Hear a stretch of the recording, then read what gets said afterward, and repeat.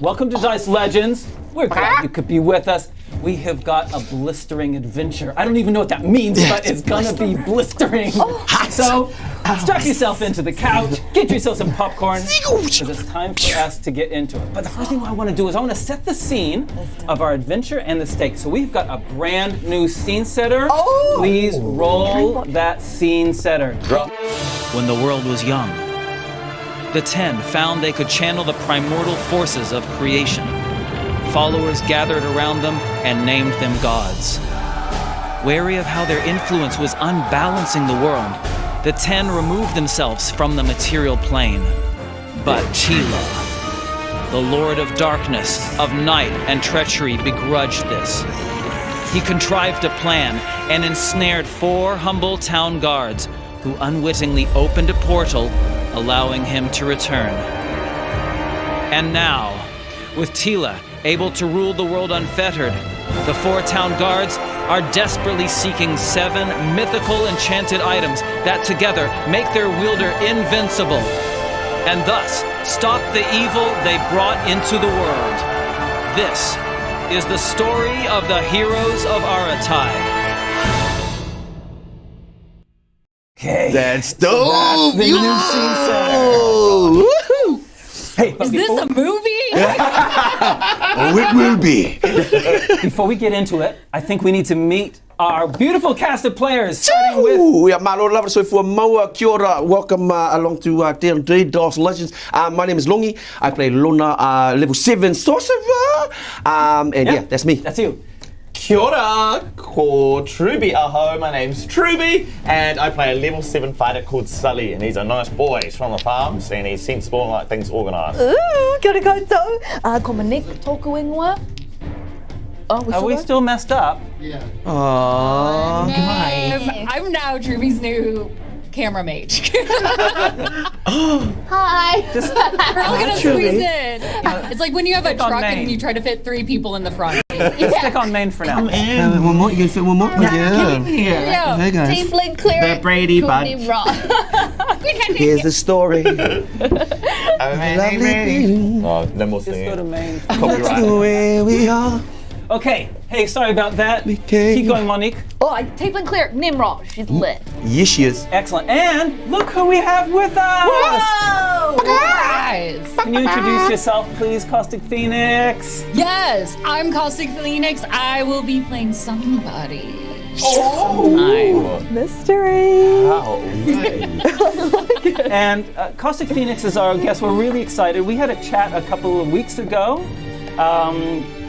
and really enjoyed it. And so I reached out again and asked if Caustic would be a player on our show. We're really excited. In the meantime, we encourage you to go to D20 Deathmatch and give them a follow, give them a sub.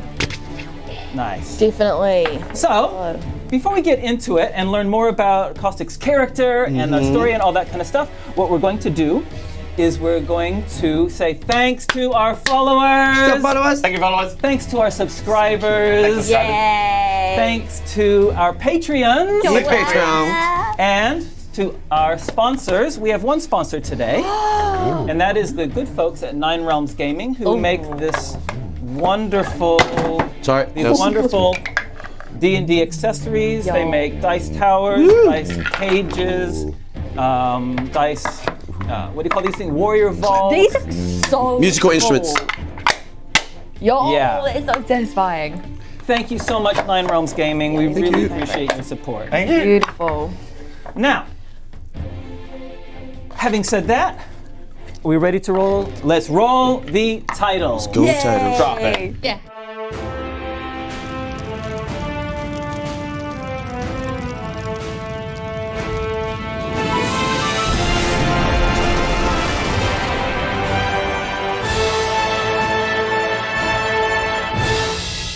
So you bucket. Okay, we're back into it. I don't know why you guys are laughing. This is a serious matter. Oh, that's right. Okay. So sorry. Yeah, Caustic's serious. Okay. Yeah. Caustic's My brought her serious game face. face. This is my serious face. Hey, you know what I think we need to do before we get into it? What? is we need to have a recap and find out what happened last episode. I concur. Mon currently has the crown. How long will it last? She's headed for 2 weeks. Yeah, she's. Will it be 3? Truby, you ready? Okay, let me just remind myself where we started. Okay, yes, okay, yep. And now let me remind myself where we finished. Yep, okay. Tahirua Toru 5 weeks since we've opened the portal to Tila walking into this world, and Aratai's a bit of a mess, so we thought we'd leave the place. We are on the road, we're going to the far west so we can find the 7 arms of Saltavana. We set out in a caravan, but what's this? Where's Ha-Kapella? We have some flashbacks and we meet Uncle Rob. We meet ex-girlfriend Cena. We meet somebody else. No, we meet Yon from Tnemrot. And as we keep going on the caravan, Ha-Kapella's still not there. What? Oh, but what's this? She comes riding over the hill on a horsey. Thank goodness. And as she does that and gets us some rabbits, we get attacked by beetles. They jump on us. They body slam us. We kill them, but not before they kill Bartholomew, the horse. We make it to Busek, the empire, long forgotten and cursed. When the undefeatable king was killed. We are there and we start searching through the palace. Uncle Rom tells us where we should go, deep into the palace and underground, under a trapdoor. We go in there, and what's this? We're in a big room, with something on the pedestal. We take it, a sand elemental tries to kill us, and the roof collapses, and then we get out of there. 10 out of 10. Oh, come on. I thought you were going to end it. I I was know. going to make that. But you got there. Okay.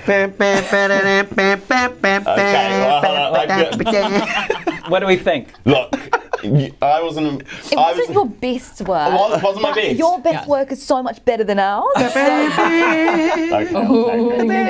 I'll take it. But look at short this. time. Who's your recap next? Is it me? Recap next will be you, Okay, so Monique. just keep it warm for me. Raylene's up next. Fine.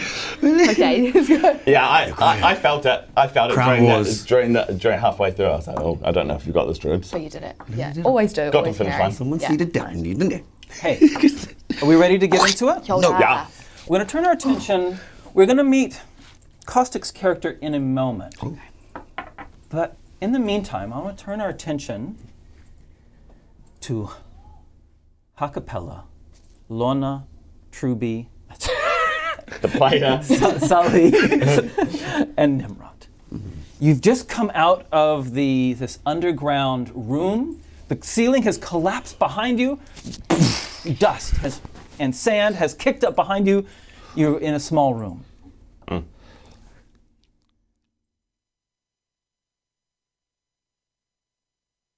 In front of you, Ha-Kapella, who was one of the first ones to leave the room. I need some yucky music.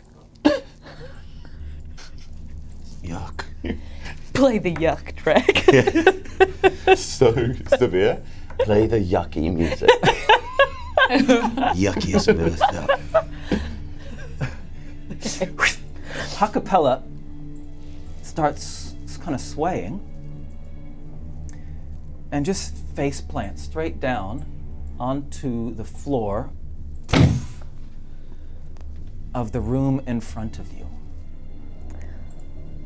Oh, Oh, Ha-Kapella, Ha-Kapella. wake up. What happened? Sure, sir. Did she get sand in her lungs? Hey, Ha-Kapella. Hey, going on? buddy. Wake up. Perception rolls, please. 6. Natural 20. 2. 6. 6, a 2, and a natural 20. So 26. Sully, sitting next to her, yeah? Yeah. You see, near her neck, underneath her skin, it looks like something is moving. Oh, what? Can you see this? There's something underneath his skin. Is it? That doesn't look like it belongs there. We should secret flame it. Oh, that's. Someone get your knife. Hey. I've got a knife. All right. Wait, hold on. Wait, This is wait. Ha-Kapella. This is your girlfriend's fault. My girlfriend's fault. Hey, no fighting. Look, I don't understand what this thing is. What's it look like? All right, are we going in? Let's carry her out first. Okay. We need to see it in the light. All right. Yep. I'll take your legs. I've got her arms. You can always put her on the shield that I found in there. You found a shield? Yeah, it was lying around. Well, anyway, yeah. Ha-Kapella's small, but she's not that small. Also, I've just realised I'm holding my cloak and it's got an electrified brass skull in it. Oh my gosh, yeah. Can we maybe put her on the shield and we'll tie her material in? She's very light. I've got her on my shoulder. Okay. Get ready. There's going to be someone waiting for us, Lona. And I bet you it's going to be your stinky scenic. I only dated her once. Okay. Okay, so that's right. We've just come out of a trap. That's right. It's dangerous. You're in a small square room Yeah. that you had entered from by a trap door. So you need to go up the trap door, and then you'll be out into the open air of the southeast corner of the broken palace. And Nimrod's absolutely right. There is every chance that somebody's waiting for us on the outside. Can anyone see any way out? Can we perceive if there's any other way out apart from the trapdoor? There's nothing. Okay. I'll get ready. Okay. Alright. We're gonna make our way back up the tunnel and up to the trapdoor. Okay. Pulling the trapdoor down, finding yourself going back up. It is still early morning. And you are completely right that the broken walls of the palace, which are reduced to kind of like only 1.5 meters high in places, you are not alone. You are completely surrounded. You're completely surrounded by people wearing loose-fitting, sand-colored clothes. Carrying weapons, spears, swords. From this small room that you're in, with what you're able to see over the broken bits of wall around you, there are a lot of people. There are humans, some halflings, and you can see that the people of the caravan that you'd been traveling with are sitting on their knees with being held hostage. Dirty. On top of that, you can see Sina, Dom, Urahain, and Svella, who, if you're new to our episode, we met last time, Svella and Urahain are treasure hunters. There's Dom, who is... Rom, sorry. Oh my goodness. Rom, who is Sully's uncle. And Lena? Sina. Oh my goodness, what is wrong with me? And Sina, Right. You could. It's a forgettable name. an old flame of Lona. And the four of them are also on their knees with weapons held to their back. Lona just gives this little cheeky look over to Sina to say, see, told you she wasn't bad. Yeah, well, she's faking it, you idiot. Did anyone order a greeting party? Are we going to fight our way out of this one, or do you think they're going to kill the innocents if we do? Yeah, we can. Do you know what I think you should do? I think you should willingly hand the book over and then see what happens. Okay, you've got us. So what do you want? You've got our friends and family. Is it a trade? Is it? What do you? Don't hurt them. Nice. You're really good at doing this. Oh, A man who has a slight stoop. He's an older man. Steps forward, detaching himself from the circle that is around you. Yeah? Steps forward and says, "Come into the opening. Follow us into the opening where your caravan had been set up." Well, We will talk there. I guess we were going to go there anyway, but... And can I turn my attention to you, Caustic? Yes. What do you want to be doing while this is happening? Sure. So in a small little setup, like a chair of sorts, though for her it looks much more like a table as she's quite short in stature, but a bold personality. You see just this bushel of hair, thick and curly, night as dark and black as midnight, pulled back into a giant ponytail, a band across her forehead to keep sweat from dripping down into her eyes. And she has papers covering this table, small, just little notes here or there, torn with scratchings all around. And she has a small staff on her back, which carries a number of small little bottles, which you would imagine carries water within it, the little source of life to hold her. But one little one at a time. So it jangles every time she moves and shifts her body as she shuffles around, trying to find the right things. And then she looks up, hearing the commotion coming towards her. What is it? Did you find something?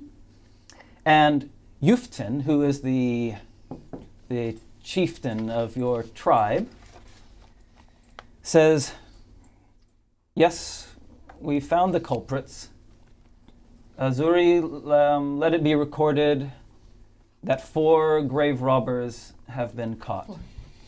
4, and you'll see her from her backpack from behind. She'll slide it around, and you'll see scattered papers in there, and she'll pull one out that looks partially blank and tear off a small piece of that, set it on her makeshift table, and write, 4 culprits.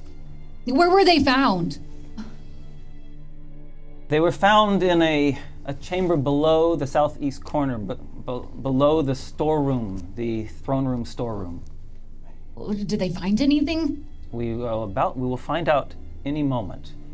Well, I want to talk to them because maybe they found something and, they could have ruined it. They'd have no idea how to hold any of our items. Their greasy little fingers from the city probably smeared all that could be read from it. And Yuftin comes and stands next to you. You're on the table with your legs probably dangling below your chair. The rest of you are accompanied into the clearing. I think Sully, as they're kind of being marched, he is saying, look, I appreciate that you want to extort something from us or extol something from us, but in the course of that, we might lose our friend. There's something wrong with her. There's something beneath her skin, and she suddenly collapsed. If you have any human decency, maybe you'll... Yes, this is her. She's just a dwarf. That's why she's so short. Sully's panicking for words. First of all, she's not short, as you notice that Zuri's quite much so the same height. Nice going, buddy. Well, That's actually rather average, but thank you. Go ahead and start with an insult. No. She'll probably be fine. And you see her kind of wave and snap at somebody. They'll maintain her, and it's not about an extortion. If anything, you all are the ones extorting us, coming into this and taking from whatever you... Do you even know what you destroyed in there? no. You are short. I beg your pardon. She'll just pout at you and give you kind of small, angry eyes, and her feet, though they can't touch the ground, would be tapping the ground should she be able to reach it at any point. Lona tries to turn up the charm because he's high in charisma. I apologize, We'll see. your shortliness. My friends and I, we were just going off a hunch from a family relative, and what we found within this space, we did not know what we were looking for. We knew we were looking for something. How am I doing? We didn't mean to intrude or in your royal chamber-ness thing. We're just trying to find some help for our friend, and we're not really. Did you say we're not here to rob anybody? We're just here to find some stuff. How do you know what items were in the trap room? Well, we didn't even know the trap room was there. So they're not Zuri's yours. going to... Well, that's not a fair statement to say. What? She'll cross her arms and kind of hop off the chair and walk up closer to you all, having to continue to pull her head up to make eye contact as she tries. Listen, I may not have known what was in there, but I knew something was in there, and she'll pull out another little small random piece and wave it in front of your face. You may not be able to even make out the scribes on it, one, because she has terrible handwriting within it, but I know something's of precious value within there. And I can't believe that you just thought, oh, this family member of mine will tell me that I can walk into, a place that isn't yours? Do you own that palace? Do you know who that belongs to? Do you? Sully. Yes! Sully unfurls his cloak and he drops a brass scroll container onto the ground in front of them. He kind of just deposits the treasure that they got in the middle of the circle of everyone. So the brass, it's like a brass tube, like a brass scroll container. It's quite wide, like it's about almost 15 centimeters wide. So what's that, about 6 inches wide? Sure. And maybe a foot long or 30 centimeters long. And it has definitely some ornate caps, also made out of brass on the ends, and it has some inscriptions on the caps on both of those ends. It thuds into the sand of Busek as you release it from the cloak that you were carrying in. It looks like it is untarnished. Brass does not tarnish. Well, there you go. Pick it up. It's all yours. As it drops to the ground, Zuri's eyes just widen and her jaw drops. She falls to her knees, and any anger that she might have had beforehand just dissipates. And it's like the pure excitement of a little child getting a pony for Christmas, right? Oh my gosh, look at all the great stuff that you've... And she'll pick up the scroll right away as she has her fingers touch all over it, Excellent. reading the inscriptions with her fingertips. Before you get that far... As she's about to do that, Sully just goes, wait, hold on! Do it! It's a smart idea. Okay, so he tries to tell you to stop from grabbing the scroll. Tnemrot case. makes a move and she covers Sully's face with one hand on Ha-Kapella, one hand on Sully. Do I make a roll to see? You want to see who's do it on time? fastest? Yeah. Oh, sure, why not? Race ya. Race ya. Plus your dex modifier, which is a -1 for you. Steven. Natural 20.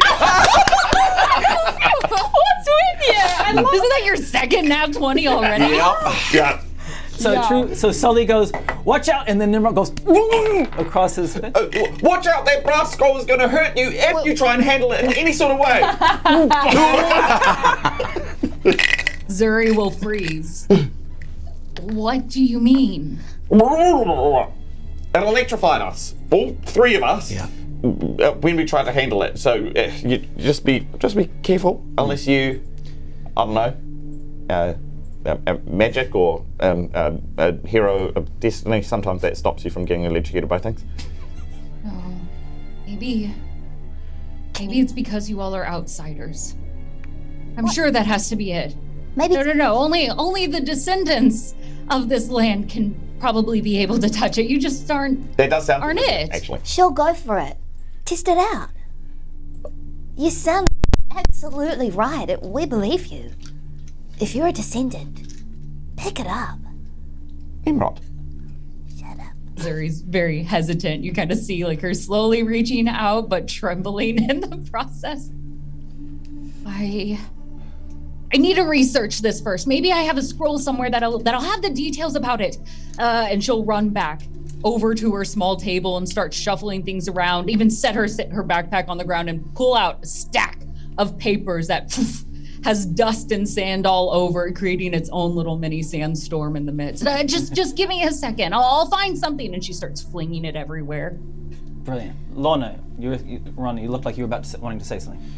No, Lona's just looking at that and then just gripping onto the shield. He doesn't really want to mention the fact that he's got a shield. It's just part of his new get up now. Thank you. Yeah, so is there any way we can help our friend Ha-Kapella? I know we're all excited about this, but I don't know how long our friend has. She's a worm in her neck. Can I ask? No. Sorry. Can I ask, Truby, Ronnie, can you guys make some perception rolls for me, please? No. If you roll another 20, I'll probably leave the table. It's 16. 15. Both of you? Yes. Okay. At some point during this, your gaze would have gone to Rom, Yeah, my uncle. your uncle, and he's, with the sword at his back, makes eye contact with you and goes, and mouths something. I'll do it. Okay. And see if you can lip read. Ready? Okay. He goes,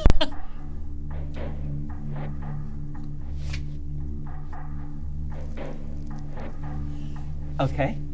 And Lona, your old flame, also looks at you and goes, and just kind of smiles and.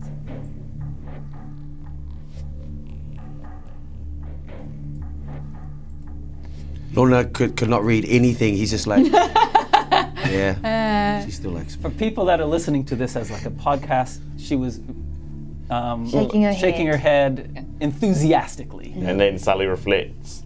Yeah, I didn't think my uncle would willingly lead us into a trap. I did. No, you didn't.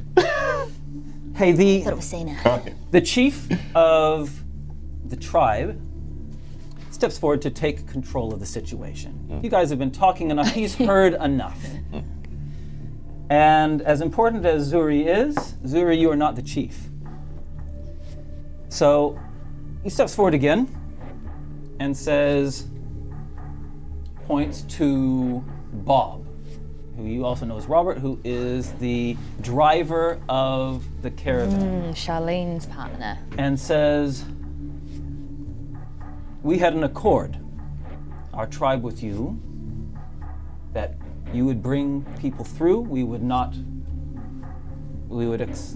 take a small toll, and you would leave our city alone. You have broken that trust. And he points to the part of the palace where there's still some dust floating in the air from where the ceiling had collapsed on you guys, causing the ground to, holes to appear in the ground and dust to appear. And he says to Bob, you have brought grave robbers into our midst. Is this not... So Tnemrot is listening, and she just butts in. Is this not the place that every treasure hunter has been before? Why is it such a big crime to search for a city that doesn't exist anymore? May Zuri hop in? Please. Out of almost anger, her tongue slashes towards you. Are you kidding me? What do you mean it doesn't exist? The people are right here. Do you not see them? Sure, we may not be able to live within the city walls, but it's still our home. It's our history. And all you treasure hunters just come in and then take all of what our ancestors left us. I hear... All of you. We're not treasure hunters. Oh, and what's the scroll that you've taken? Were you planning on giving it to us from the very beginning? Absolutely. Or did you just wander in and plan on taking things and hopefully not telling us that you found anything? We didn't know there was anyone to tell. We didn't know you existed. This place has been abandoned for as long as people have known. We would never... It's not abandoned. Well, We live here. Enough, says Chieftain. Thank you, Zuri, for pointing it out. Yes. The shields what shield? and the shields. He points to Lona, who's wearing a shield.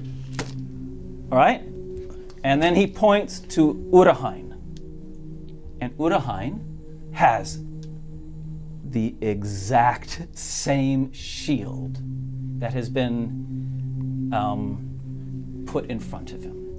You took shields as well. Our the penalty for grave robbers is simple. We're not here to negotiate with you, Chieftain says to Tnemrot. At noon, looking at the sun that's probably maybe 2 hours away, you will be given the traditional punishment for grave robbers. All 8 of you. Pointing to, 7 of you. It looks like your companion, pointing to Ha-Kapella, is near death anyway. So the 7 of you pointing to Lona, Sully, Tnemrot, but also pointing to Urahain, Svella, Rom, and how come I've forgotten her name again? Sina. Oh my goodness. Thank you. Zuri's gonna stick her tongue out at Nimrod. Lona wants your chieftainship. Again, wants to turn up the charm. Okay. We sincerely apologize for trespassing on your ancestral lands. We did not mean in any way, shape, or form to disrespect your ancestors. But we too are in seek of help. There's a great darkness has befallen our city of Aratai, and we were told that we could find some sort of help by tracking down. And then Lona looks over to Sully and says, The 7 arms of Sultavana. The 7 arms of Sultavana. And we were told that in the city, within the ruins of the city, we may find those answers. But we did not by any means, in looking over to Zuri and say, we did not mean by any means to disrespect you and your, as we say where I come from, your tupuna. All right, you want to make a persuasion roll? Yes. Go for it, buddy. That's a very good roll. Fat 18, yo! Plus you got a heck of a lot on persuasion. Yes. So, Zuri, that's not going to necessarily affect you because you're a player character. I'll lessen it, a little less angry. Still, it was rather irresponsible just to come in and only take out some outsiders' viewpoints of a land you've never been to before. We went about this the wrong way. We had no notion of you or your people, and I'm sorry to say that, but truly, we wouldn't have done it this way if we knew. How sorry are you?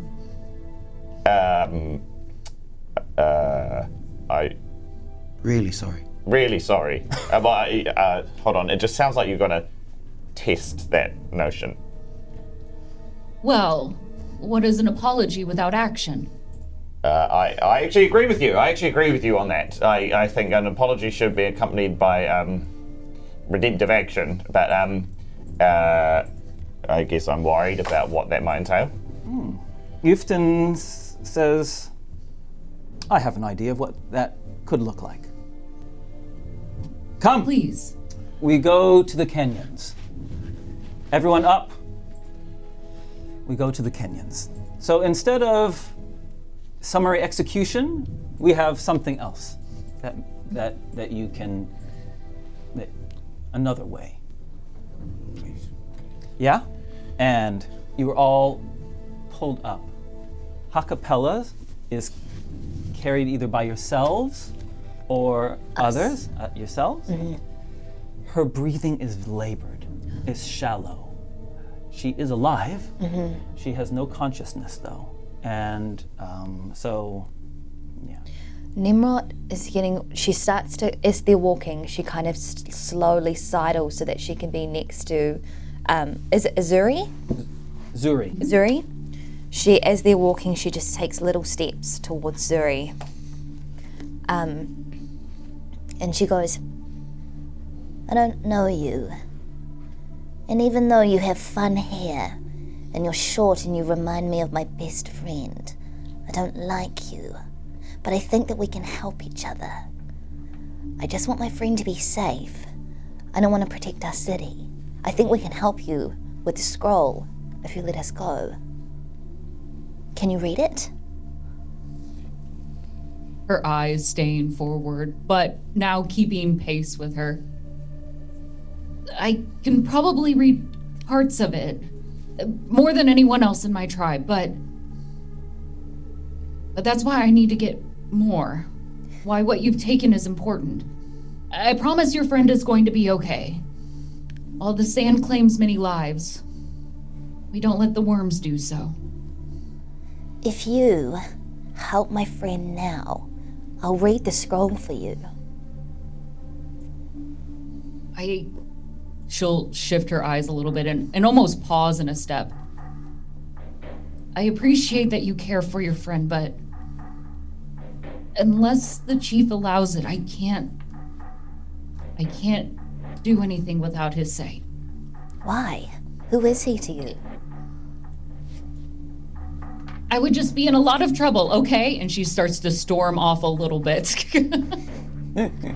Nimrod smiled, and she's like, in her mind, she likes the fact that Zuri likes to follow the rules, but she can also sense that she could be easily persuaded. And her kind of inner demon is just like, this is gonna be fun. Hey, we have a scene change. Ooh. We're scene change. It is almost noon. You have reached the canyons. Oh, it is hot. It is hot. Sandstone canyons I like it. in front of you, carved by wind or long lost water knows not what, but these carved alleyways of sandstone with stratified differences of color in front of you. Flowing like almost have like maze-like qualities. And you see carved into some of this sandstone are doorways and windows. And you see the non-warrior part of the tribe this is their home. This is the home of the tribe. And you are led past that for another half an hour walk until you come across a large face of the sandstone, which has been carved into. The natural undulation of the sandstone with the stratified lines of different color have been carved into so that pillars have been carved into it. And there are two large doors of stone that are set back into the face of the sandstone with these carved pillars on either side and some writing written in a language that Lona and Sully cannot read. Tnemrot can read. There's no language that Tnemrot can't read.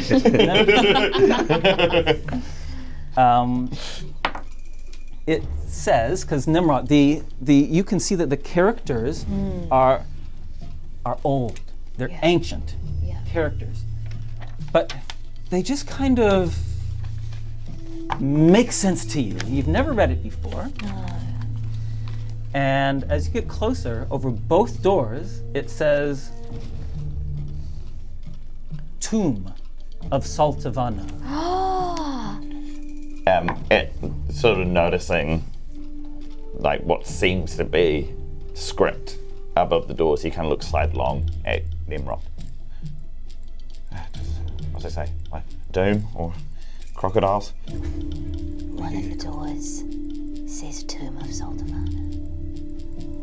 On the top of both doors, it says Tomb of Saltavana on both of them. And then on the side going down, because this language is a language that is often written from top to bottom. Oh. It says,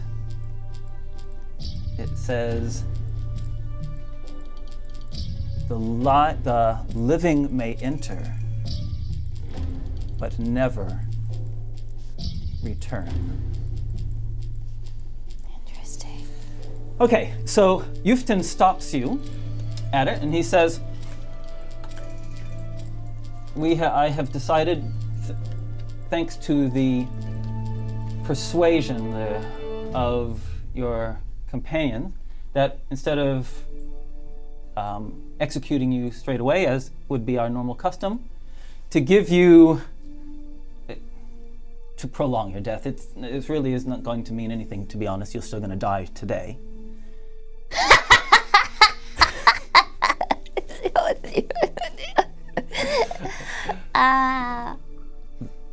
Lona's worried. You may enter the tomb. This is what we in our own tribe use as our own punishment for the most heinous crimes, is that we feed the most heinous of criminals into the tomb. If you can, within one day, reach the other door, you live. And that is it. When do we get our stuff back? You can take your things with you. The scroll? Take The the scroll. The scroll is not yours. It's not yours. The scroll is ours. I don't see your name on it. Oh my. You can't read it. You don't know that. Lona gives a little nudge. Well, can I see it? So, Are you saying that if we do go through these doors, come back out of that door alive, you'll let us live? yes. And when the Empress created this, she invoked the rule of reciprocity to ward against grave robbers. The rule of reciprocity.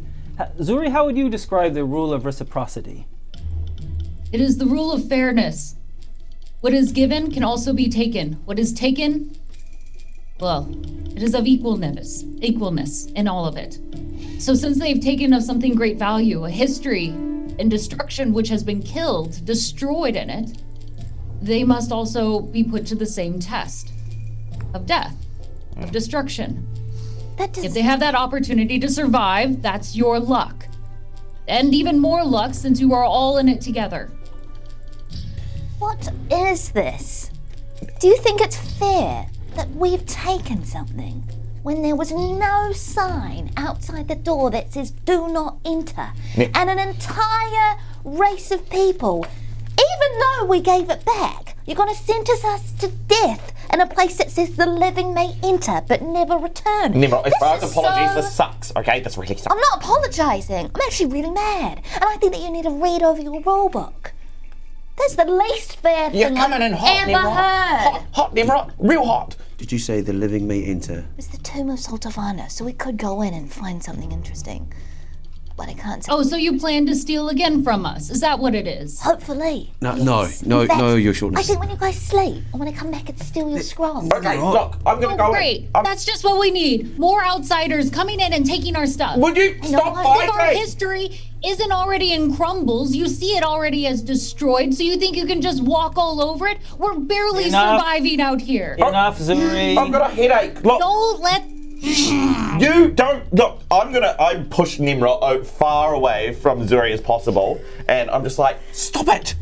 They're gonna do more things to us. They're gonna say, okay, cool. After this, come to the crocodile pit. Come to the scorpion Sully, arena. feed you think to I our said giant bugs. death.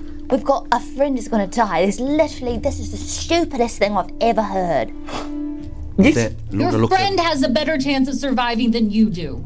Why? What if we leave her here? She also stole something. You're just going to kill her. Yufton says, enough. Oh my word, you are incredible.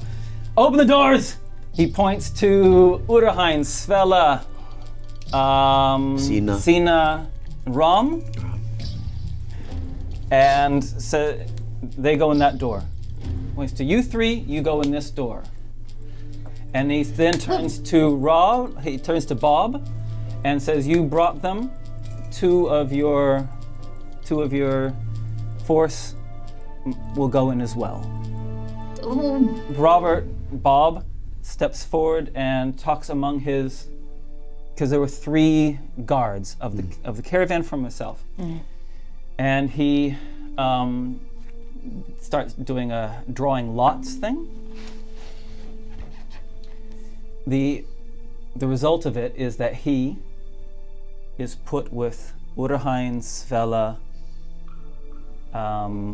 Sina, and Rom, and one of the guards, who you have learned, whose name you've met, but you haven't really spoken to him. His name is Gorla. Is put with you. And that will be, and then that, Yufton explains, will absolve the rest of the caravan. No one else in the caravan need suffer any penalty. They can travel on their way. What about our friend? Like pointing to Ha-Kapella, unconscious. We will look after her. I'll swap you. I'll give you Ha-Kapella if you give us Suri. That's fine. I'll go on my own anyway. Chief, and she'll kneel on one knee before him. Please, I need to go on this. Not because she wants me to go, but I want to make sure they don't take anything else. I've been studying this. I know this area, and if this is a large enough party, this is the largest we've had to send in there. There might be a chance that I could at least sneak through and pick something up. No one has survived before. This is my only chance of getting something. Stealing something. It's my role. Chieftain says, I'm not going to stop you, but it's the stupidest excuse. That's the stupidest thing I have ever heard in my life, Zuri. The doors are being wrenched open, pulled open, and it's pure darkness inside. Chieftain says to you, Zuri, he says, this is a foolish way to throw away your life. It's not throwing it away. You know how important this is for us. Every day we live, each generation, we forget more and more. If I could salvage something about who we are, something that would bring strength back to us, maybe we could move back into the city, rebuild, or something. You know we have to do this. I have to. No one else is stepping into that role. He says, well, I'm not going to stop you, but I think you're being very foolish. You have till noon. He turns to you. Spears are directed towards you, and you are all funneled towards the two open doorways. As we're kind of funneled in, Sully looks to Zuri and he says, "You'll make it out alive. Don't worry." You don't know what we're walking into, do you? I truly don't, but look, we've kind of done this thing before, you know. Insurmountable evil or undead things in there, dead come alive again, that's what we nicknamed them, but I don't know, we've done this, and we make it through somehow, and if you're with us, then I'm sure you will too. She'll laugh at you. No. You don't get it. This is something far greater. No one has even seen what's on the inside. At night, even through the thick stone doors, all you hear is the gnashing of teeth, a hissing sound that seeps into your dreams to turn them into nightmares. As we open those doors, you should look on the backside, deep claw marks. It's a good thing those doors are several feet deep, or well, there'd be less of us. Well, I don't say it'd be easy. Well, I hope you have your weapons drawn going in, because you're going in first. Yeah, I usually do. Tnemrot goes and puts Ha-Kapella down, and then she just takes off her gloves and she puts them on her to keep her hands warm. Sully's been real quiet about the spear that he's got tucked on his person. Hey, okay, I love this. This is wonderful. So you get funneled in, 5 of you. Zuri, Lona, Sully, Tnemrot, and Gorla. This is Gorla. Oh, hey. Okay, let's And go. we have a little mini here. I'm sorry that I don't have a perfect mini for Zuri. I'm so sorry. She's cute. That's though. great. But we've got some loose clothes, which are kind of sandish color, and we got you a halfling. I don't think you carry a boomerang, but now you do. That's for fun. Of course I do. That's every that's what our whole tribe carries. Everyone has one. Right? When you become a member. Love that. Here's your honorary boomerang. Is this a native Aboriginal tribe? Oh my god! They've been here for thousands of years. Hey, you enter and straight away you're stepping over bones. The moment you walk in, you're stepping over bones into darkness. A tunnel And on the other side, simultaneously, the other 4 with Robert are being funneled into the other door. Okay. They lock eyes, and just as you're about to go in, Sina says, Lona, I didn't know. I didn't know you were in there. And then she gets, that whole looking over the corner, gets pushed inside. Lona sees her and then mutters under his breath, I know. And then you, spirit your back, are pushed in. Order. What is the order of you going into this darkness? Sully wants to go first. Sully, followed by Gorla. Gorla rushes up behind you. Who's next? Me. Nimrod? Oh, I want to be behind Zuri. Okay. But I wanted to be the butt. Right now you've been relegated to the middle. But should I Fair. put you somewhere else? Sweet. Hey, let's just have a small moment to figure out the scroll case. Oh, is that with us? So I want to figure out whether or not you've managed to contrive a way to have the scroll case, or whether or not Yuftin is looking after it. Okay, I'm gonna, as we start walking, I'm gonna have a conversation with Zuri. Mm-hmm. And I just mentioned to her, I'm sorry, Zuri, for being obnoxious. I just have trust issues, and I don't like it when my friends are in trouble. But I know what it's like to not know where you're from, so I hope that you find what you're looking for. Is this sincere? Yeah, it's sincere, but it's like menacingly sincere. Begrudgingly sincere. Yeah, it's like it hurts to Feels say good. this. Yeah. There's a lot of pride Yeah. behind this. yeah, And Zuri will respond in kind, still kind of creating a small buffer, putting her hand on her short sword as she walks side by side with you once again. Well, I'm glad that you said that. I honestly didn't think that you would say anything like that. Neither. I also had my doubts. Sorry. Hey guys, I'm Do going. you not all know each other very well, or have you been traveling long? Kinda. It's been a wee while. It's a work in progress. Yeah. But all good friendships are, eh? Hey, I'm going to assume, just in terms of plot stuff, I'm sorry to just. I don't mean to minimize the conversation, the drama. I'm going to assume that Yuftin has the scroll case. I don't think they would have. I don't think they would have allowed you willingly to take it with them. Willingly? Willingly. If you can hit me with a reason that you can quickly give that you would have it, and I will consider it. I was more wondering if Zuri had done a wee snatchy, but I don't know if any of us could, but out of curiosity, would you rather leave it there, Zuri? Honestly, because I think it would help with reading what might be in there. I would have liked to have kept it on me, taking another roll of paper, wrapping it around it, and sticking it into my backpack. Okay. Look, I don't want to. Let's not Or is spend this too a much bad time idea?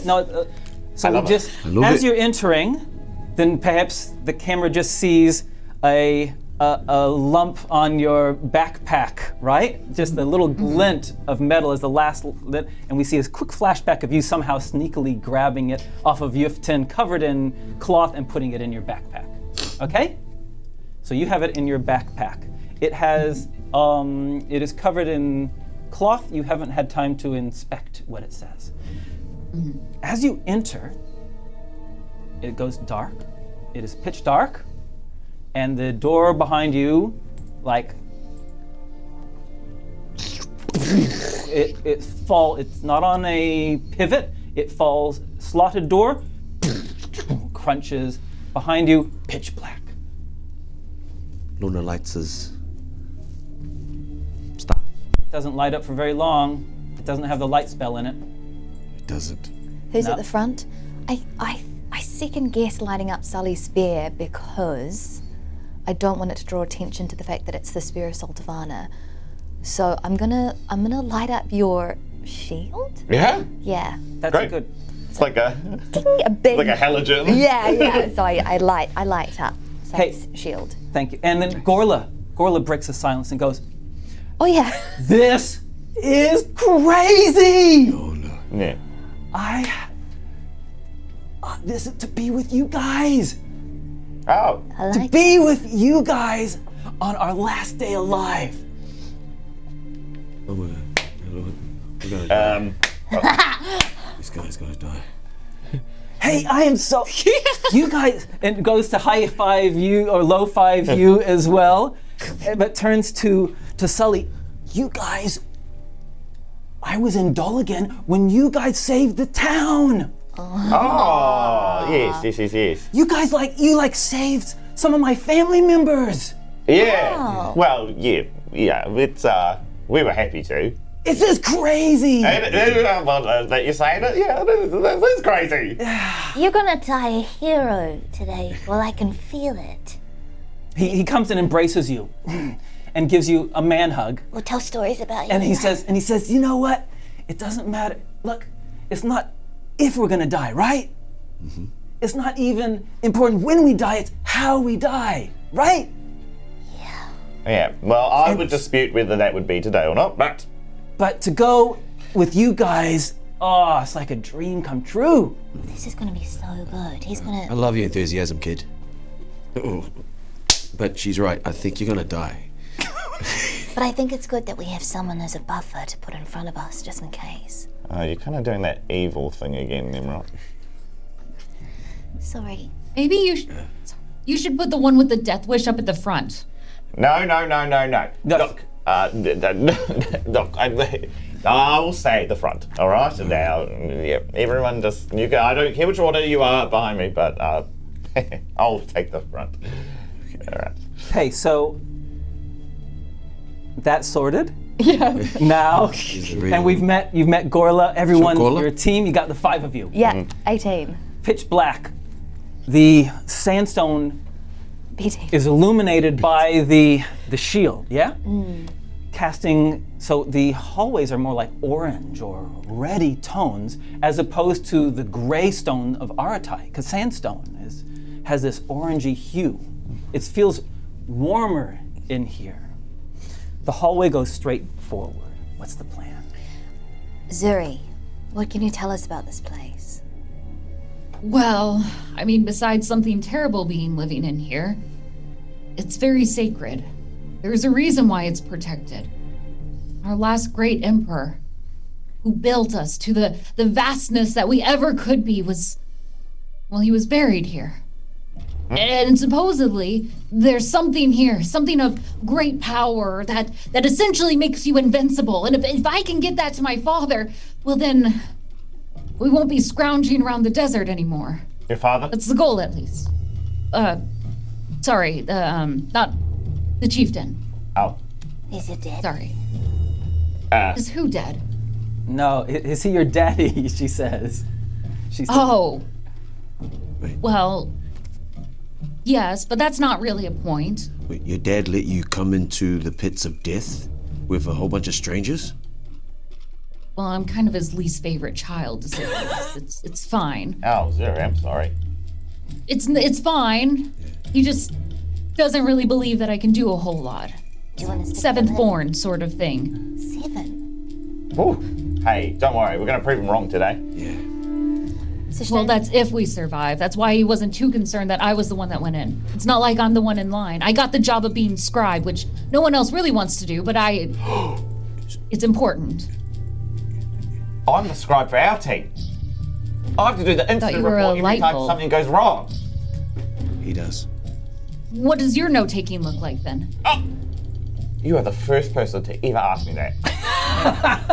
Look, okay, so I've actually got a wee table here and I put wee ticks for everything that applies. Like, was a civilian injured? This is almost always a tick. And how many? And then we even got wee subclasses, you know? So like, were they human? Were they dwarf? Not that I don't profile, but that information's useful, I think, sometimes. I like reading. Yeah, for history. Exactly. For history. Yes. No, so you developed a shorthand for it then, so that way you could easily keep track, and then you could pass that down and without having to carry all the weight of the paper. Exactly. It's efficient. That is absolutely brilliant. Oh, let me trade you an idea. And she's gonna pull out a couple of different pieces of paper that are tinted different colors. There's a sap here that if you put it on the back of one, you can put it on each different piece, so that way when you come back to it, you can find it by color. They're like little tabs that you can stick on things. Excuse me. I'm sorry. Yes. Color coded this? I did. Would you like a couple of sheets? I can't accept this. This is just. No, trust me, I have so many of these back home. This is and she'll pull out like on. 12 different colors to gift you. Do you guys need a moment or a room? Look, hey, No, buddy. I don't think they do. When you find someone who is your equal and your passion, it's truly a thing. I hope this for you one day, Lona. Seriously, this is amazing, Zurich. Okay, thank you. I'm gonna put my focus back to the script, but we're gonna talk more about this. And then he kind of rolls it up and he like shoves it in. When you come back, I'll show you the library that I've built out. It's in a sandcastle. Right. All right. Cool. More motivation to get out of this alive. This is great. Hey, color coordinated. Yeah. It was impressive. What, do you not have anyone that you attach to? Surely when you speak about something, it sets your heart aflame, and she'll look to the two of you. Well, as I said, I like books, but I don't want to come with you to your library. I don't even care that I'm not invited. And Lona's like, but you love libraries. I know, shut up. Well, we've got a really great library. Plus, in it, it's shaded, so it's really kind of cool. Literally, temperature-wise. That's fine, I'll leave you two to go alone. Let's go. No, of course you're invited. If you get me through this and you don't steal any more stuff that's important to me, you're invited. She'll come. She'll definitely come. I'm not promising anything. Corla says, so we going or what? Yeah, we better start. Yeah. This is crazy. Look, well, here's my thoughts, team. Yeah. Those other people going into the other doors, they're going to really need our help. If we can get through faster than them, we should be able to, we can help them, I'll die. Exactly. It's kind of considered cheating, actually, if you help others. I mean, not that anyone has ever tried before, because nobody's made it out at this point, but we've heard screams, and even in it, typically they don't get to the middle, as far as we can tell, because we assume if they make it to the middle, we wouldn't be able to hear them because they'd be so far in. Yeah. Do you know what is in the middle?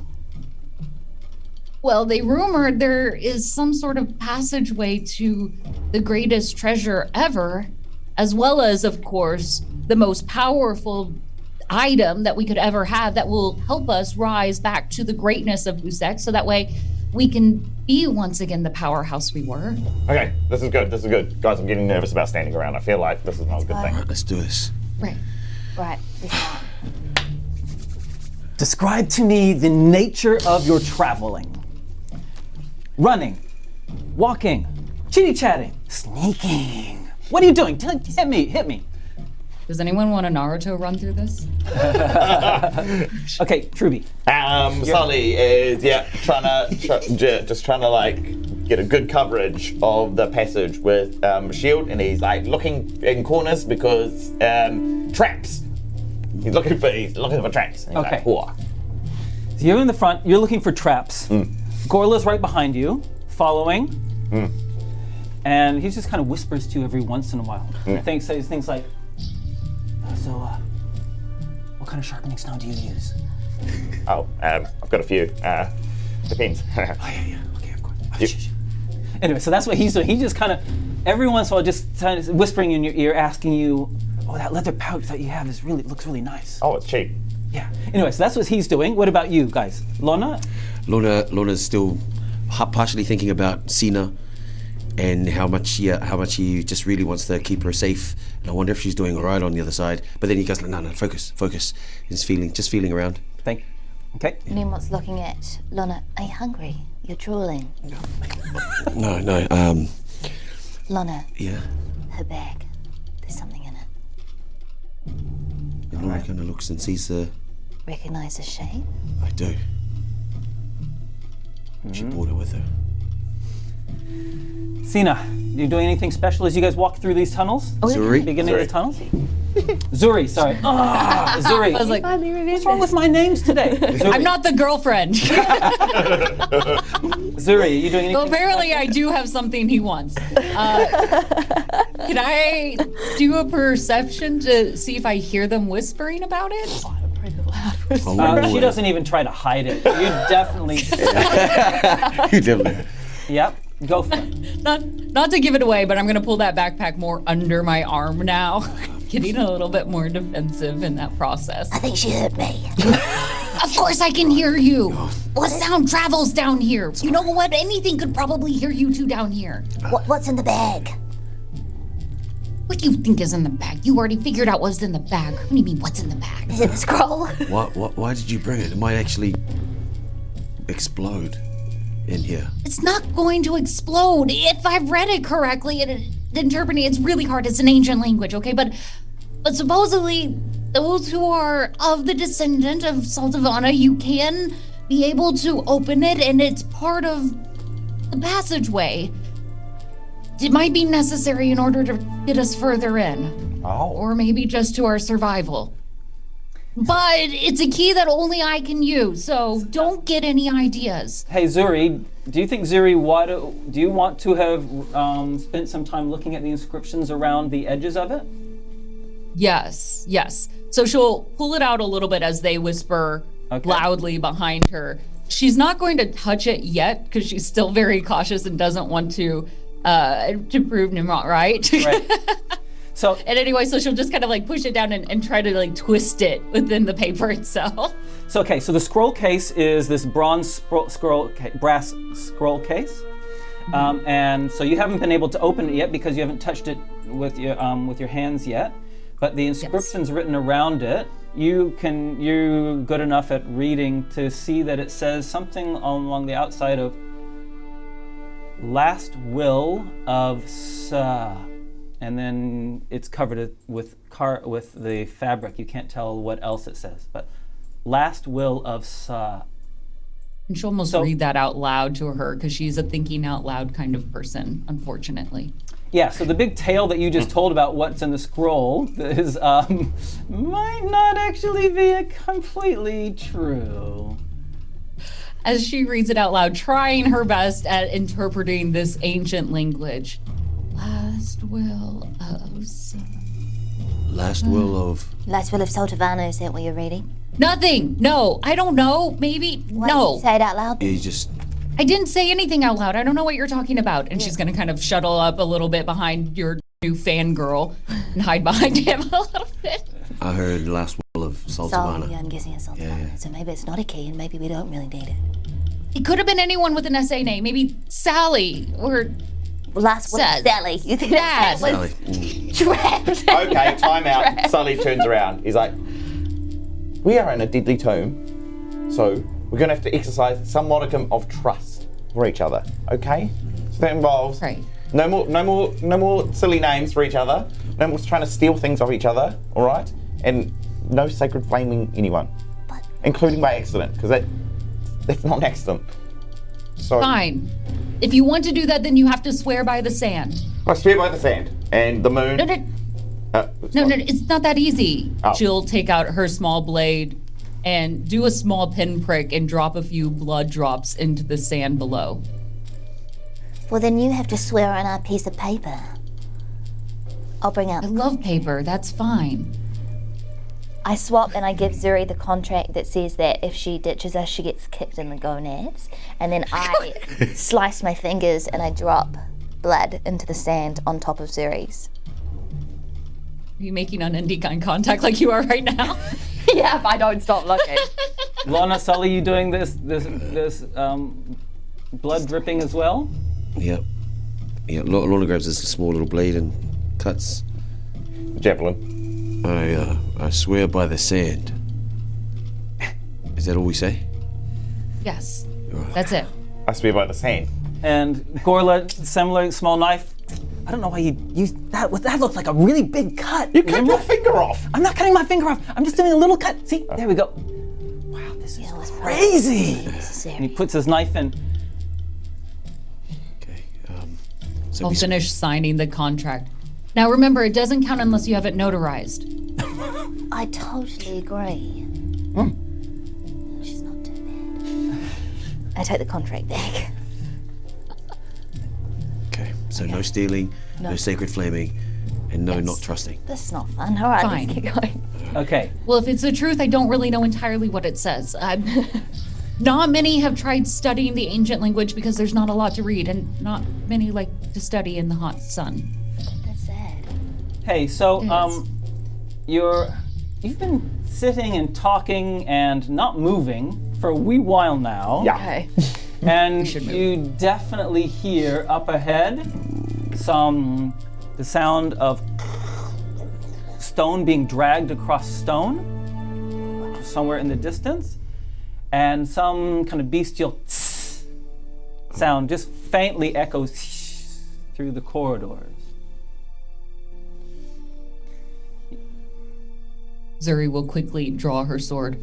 Okay, well, move forward as you promised. Go ahead. The first obstacle that you come across is a hole in the floor. Perception rolls, everyone. Oops. Natural 20. Nice. 6. What'd you 19. get? 18, did you say, or 19? 19. 19, very good. Okay, I'm talking to Caustic and Lona here. Actually, I'll tell you the other two first, what you see. There's a hole in the floor. It expands the entire width of the passageway. The passage is 10 foot wide. So it is a square. It's just a hole in a pit. 10 foot by 10 foot, and it goes down. And that's all I got to say about that. At the bottom of it, there are some bones. They're dried bones at the bottom. Lona and Zuri. There are also some bones at the lip of the hole that you are approaching. Yeah. The sides of the corridor have been engraved into, showing, like, depicting scenes of heroism. It shows scenes of armies with spears pointing towards each other, marching towards each other, with a leader at their front with kind of rays of light and holding a spear and a shield. There are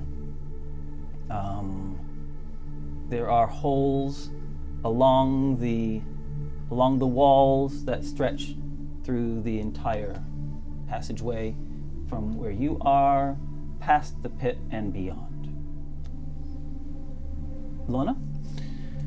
Are these holes, just a question, do they look like you can sink your hands No, into? they're just small, like, I don't know. You don't know what kind of holes they are. They're built into the design so that a person's eye or someone's mouth, or, it's just part of that, whether they're ventilation or something like that. And Lona turns to Zuri. Can you make sense of what's on these walls? Well, it tells of a great battle. Brave warriors on both sides. But, beyond that, using the light to guide them, that might be a process. I don't know if it's actually tied to what lies before us now, though. It could be just the deterioration of the tomb over time, or perhaps it's a hint of how many lives were lost. Meanwhile, Sully, Tnemrot, you doing anything? It's not jumpable, is it? The hole? You could possibly jump You it. could jump it? Okay. But Lona also points out to Sully to the bones on the lip of the pit, as if to indicate whether there's something in the pit. Like if we jump across, we might. Okay, you go to the lip of the pit and shine your torch down. I'm so glad that you got such a bad perception roll, because as you come to the lip and you stand on it and cast, I was waiting for someone to say they wanted to look down. The stone that you stand on goes ka-tunk below, and the holes that are all around you suddenly fire. Arrows shoot at all of you. Sully dex save at disadvantage because you are in the prime spot. Everyone else make a dex save. Oh, come on. Uh-oh. 18. 18. Lona, you move out of the way. 12. 12. You are spiked by a spike. 10. You are spiked by a spike as well. Ow. Caustic. I have to use my lucky because I rolled a nat 1. Oh! Okay, roll that luck then. Okay, that is going to be a 10. Lona, you're the only one that moves out of the way as darts or spikes or spears or something come flying out. Tnemrot, you only take 5 hit points of damage, but you need to make a Constitution saving throw against the poison that starts lancing through you. Damn. Sully, you take 6 and also must have a Constitution save. 19. 19, you save the Constitution save, so the poison doesn't affect Tnemrot. Right. And we've got it's plus 11. I will use inspiration Okay. and get a 21. The poison doesn't affect you. Zuri, you take 7 hit points of damage and make a Constitution save as well. Gorla? Okay. Poor I'm going to Gorla. use an evasion, so I'll only take 4 points of damage. Gorla is hit. Between escaping the temple from last episode and this, have we rested? No, you have not rested. Short rest? You have not done a short rest. You were taken out. You were held hostage. You were pulled through the streets. You've walked through the heat. You have not taken any short rest. If you want to do that, you'll need to tell me. Oh. Gorla takes it in the thigh. Oh no, Gorla. Makes his save. Yeah! You live. Say, Zuri, what did you get for your Constitution save? 10, you said. 6. 6. 10 for the dex, 6 for the constitution. Okay. No! A faintness comes over you and you are poisoned until I tell you otherwise, which means you can, all of your attacks and actions are at disadvantage. Got it. Is there, How does this poison make me feel? Like, am I vomiting? Am I just lightheaded? Dizziness? Lightheaded. It makes Okay. you. It makes everything becomes double visioned. Oh no. No. is there any more threat happening right now? Are we all kind of like, have we just been hit? You've all been hit. think- What you doing? Tnemrot just like senses, she sees Zuri get hit and she kind of gets just like a flash of like a Ha-Kapella and like her, oh my gosh, what's her friend? What's Tnemrot's best friend? Leia. Leia. She just gets like flashbacks of her best friends getting hit and she instantly reaches for her holy symbol and she tries to channel the divinity to just a healing word to Heal everyone. heal everyone, Yeah, to yeah. split the hit points up. So you can do a total of 35 hit points worth of healing. Great. I'm gonna split 35 between all players. Between all 5. Apart from Gorla. Gorla, you're not giving Gorla any juice? No Gorla. 4 ways. Oh, but he loves you 35. all. Divided. I know, and the reason why I 9, do that 9. is because I know that Gorla would sacrifice Yeah, his life for us. himself. Yeah. Okay, you each get 9 hit points back. Nice. But Zuri, you are still poisoned. Okay. What you doing? Good stuff. Sully. Use a second wind and just tries to calm his breathing. He chucks in a little bit of meditation. He's like, okay. Calm your breath. He gets back 12 hit points. Ooh, yum. Lona looks around. Is everyone all right? Aside from being slightly poisoned. I think I did that. It's okay. I might need some help, guidance, and she kind of stumbles a little bit to the left and a little bit to the right. Could someone help me a little? Yep. I pick her up and she's on my shoulder. Okay. I'm pretty light. Yeah, are we able to get across this safely? Yeah, that's what I was looking to see. I'm sorry. I'll go check, says Gorla. He sheathes his sword and he goes, stand back! He goes, "Choo, choo, choo, choo, choo," and jumps over. It's an easy jump for him. 10 feet is nothing. For him, he's easily strong enough. And he lands on the other side and he goes, it's all fine over here. Let's jump. Should we just add our rope to our... I've got a rope. Do we just throw it to Gorlat and tie it to our waist just in case we jump badly? Okay. Okay. I'm gonna chuck. Zuri. Yeah, but I'm gonna tie a rope. I'm gonna tie a rope to Zuri. If you're okay with that, Zuri. You can just throw me over. I don't care. I tie a rope to Zuri and I chuck You get like a the side. footballer. This small Shot put halfling, you. Yeah. you cover in rope. And then I chuck the other side of the rope while holding on to Gorlat, and so that Gorlat grabs the other side of the rope. So just Okay. in case my throw is bad, Okay. we've got. athletics. If you need to like swing me a few times. Yeah. Athletics. So this is to throw the rope, not Gorlat, right? Okay, the throw the rope? Yeah, it was. Okay, fine. Whatever that roll was, forget it. He's got the other end of the rope because you can do it another time. Here's your athletics roll to throw Zuri. Oh, lucky. What's that sound? 9. 9. Okay, Zuri, you ready for this? Yeah, But you've got the rope. Okay, you're all swaddled in rope, right? yeah. You get thrown. All bundled up. And you fall short. Oh! And you go smack into the side of the thing.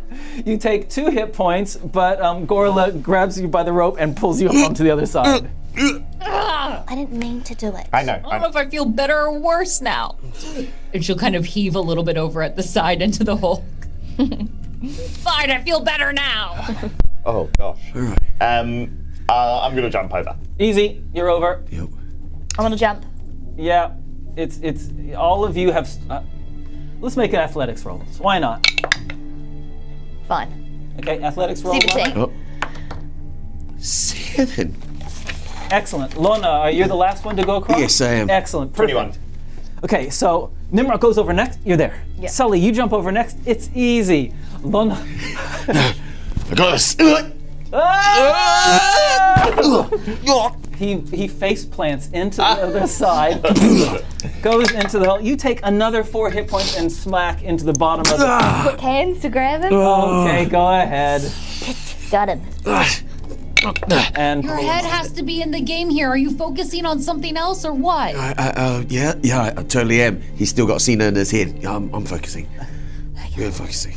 Okay, guys, we're a bit of a mess right now. All right. Honestly, we're a bit of a mess. Let's- Okay, focus up. Yep. Okay, we're looking out for pressure plates. We're looking out for holes in the wall. Okay. What else? Traps. Trip wires. Trip wires. Good. Yes. Look all around. Inscriptions. Inscriptions. Yes. Lots of inscriptions. Any place where anybody else has died could be a clue. Nice. Exactly. Someone's died in that location. It's a good indication there's probably danger. Yep. All right, let's keep running. On the lookout. I want everyone to make an investigation roll then. Oh, 15. bother. That's not bad. 8. That's not good. 3. Okay, we got 2 decent rolls and 2 horrible rolls. Your historian has a 3. You're just too gobsmacked by the environment. 6. So the corridors themselves are just so beautifully made. It is clear that someone with great reverence has constructed the tunnels that go through. The so Lona and Tnemrot, you don't see anything yet. You other two, you're nothing at all. When you come to an opening, the hallway, which has been straight, opens up to a small room, and on the other side of the room, it's 50 feet long. You haven't entered it yet. I'm describing it looking into it. It's like about 15 feet wide, so it opens up a little bit more, goes 50 feet long, and it ends with 3 doors. And with your good investigation rolls, you can see that at the very end, between where these 3 doors are, there are some inscriptions carved into the stone of the floor, which seem circular in design. As we approach the opening, Tnemrot puts her hands up alongside Lona, and they notice that they're about to, Which now that you're close up to it, I'll describe the other thing that you see. Okay. This room has some statues lined up along it. It looks like they've been carved out of the stone of itself. They've been haven't been brought in. They have the same stratification lines as the walls behind them. Statues of warriors holding spears at the ready, and they're just on a line as if they are a royal guard waiting for someone to go between them. And suspended in the ceiling are the light from Sully's shield casts illumination on these truly beautiful, deeply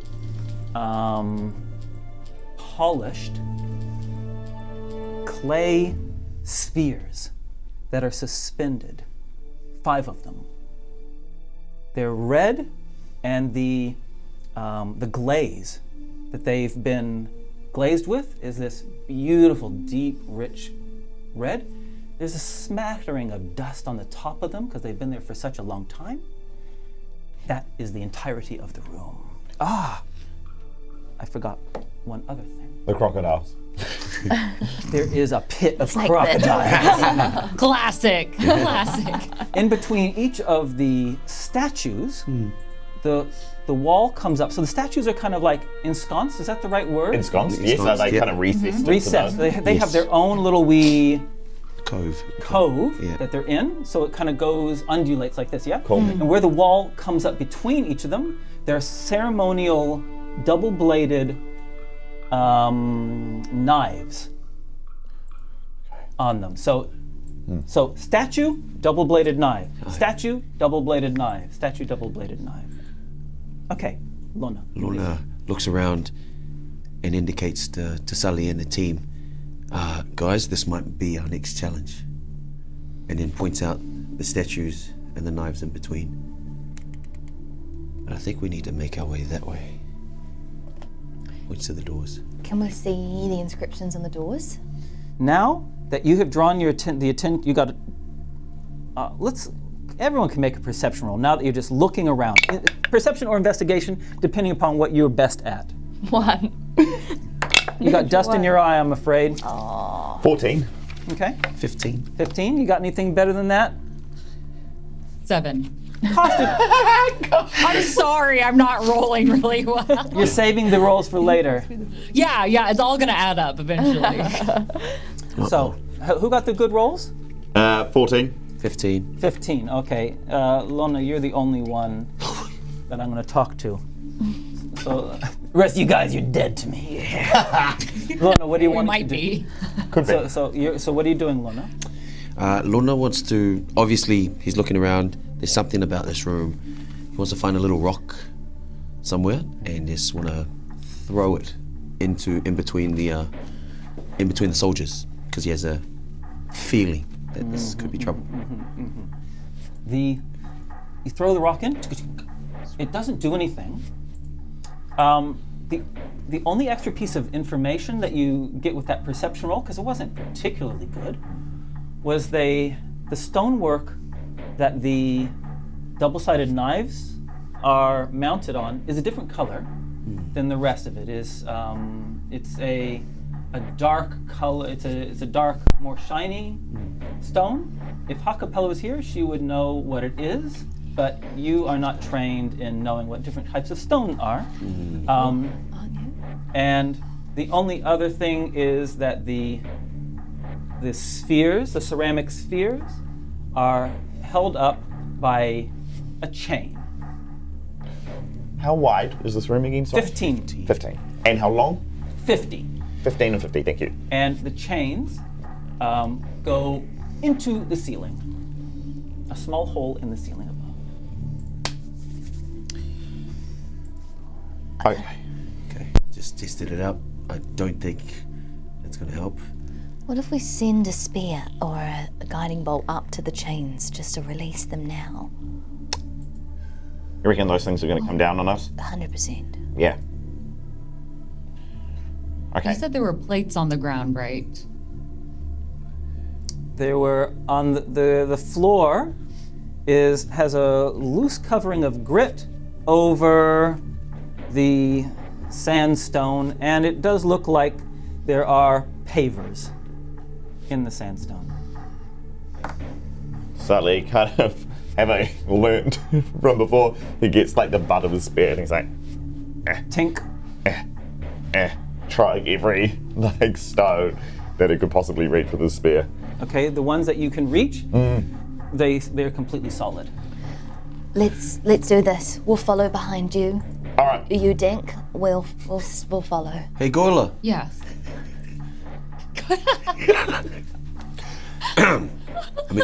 Gorla. This is crazy! Have you ever seen anything like this? Never. No. Either have I. Yeah. Do you know, my grandma was a potter. Red glaze is really expensive. This guy must have been super rich. Really? What, does red glaze mean anything to you, Gola? Only that it's just expensive, that's all. I'm just saying he must have been really rich. There must be a lot of treasure in here. Do you want me to go first? No. No. No, Gorla, you stay right behind me. All right? It's not treasure. Remember, this is not stuff to take. This is part of our heritage. Yeah, Gorla. Okay, we're learning. We're learning. Okay. Right. No one step anywhere that Sully doesn't stand. Okay, Sully, how are we gonna possibly do this? You move in. Yeah. Yep, and we're doing the same order as you go in. Yeah. You get in the first 10 feet. Okay, let's just...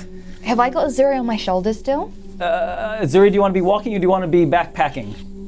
I am still dizzy, so I will allow her so that way she rolls for our text. Okay, Sully, Yes. you go the first 10 feet. Yes. Nothing happens. Nice. Oh, did anyone else feel sick for a moment just then? So sick. Yeah. We should probably move faster. I'm gonna try to ratatouille you a little bit forward by pulling on your hair. You can hold onto my horns if you want. Okay, yeah, deal. Is that okay? Can I hold on to this? Is that rude? Yes, I quickly asked, do I see where Zuri's been hit by the arrows? Zuri, where have you been hit? Everywhere. It's not everywhere. It's probably just like on her shoulder, but she's crying like a baby about it. Great. Really quickly, I'm just going to try and suck the poison out. Okay. Medicine roll. Go ahead, make a medicine Lean roll. her shoulder down for you to. What was 8 plus 6? 14. 14? Hey, I'm gonna say that's good. Okay, cool. I just asked very politely, like, can I suck your shoulder? Is that a weird thing that you do? I read about it once, and I think I could help with the dizziness. Oh, okay. Then yes, yeah. And she'll lean her shoulder down. And remarkably, the haziness You after got a cut on you too, right? Don't try it, Lona. Just wanted. And then I put Zuri down. Do you Okay. feel okay? A little bit. She's gonna kind of still hold on to your shoulder Yeah, as she moves forward, just in case. Thank you. it's okay. Hey, so then, Oh, seriously, thank you. I seriously thought you would just let me die and take everything. Well, you signed the contract now, so we're friends. Kinda. ka-chunk. The door behind you, there was no door, it was an opening, right? That's called a lie. A slotted door goes, none of you got very good perception rolls, sealing you in the room. And the double-sided knives start rotating, and as they rotate, they flick against the stone, and as they flick against the stone, little sparks Flint. all around, and you hear a sound of something above going. No, What you doing? no. Lona, you're the fastest. Actually, Zuri's the fastest. You doing anything, Zuri? As soon as I get that, I'm grabbing Tnemrot's shoulder or her hand, and I'm just trying to race now ahead, just trying to be as quickly on top of all the stones, dragging her with me if I can. Okay, you run. Lona. Lona's like, we gotta run. Okay, Sully. Running. Nimrod. Running. You all run. Excellent. Which is exactly what the trap wanted you to do. No! Perception rolls at disadvantage to see if anyone steps on the pressure plates. 9. You step on a pressure plate. Disadvantage. Yeah, 4. Natural You step one. on. Excellent. Zuri. 13. You do not. Zuri, you're the fastest. So you're going along, and you can just tell there's a little difference in the thing, and your light perhaps, and you're able to jump over.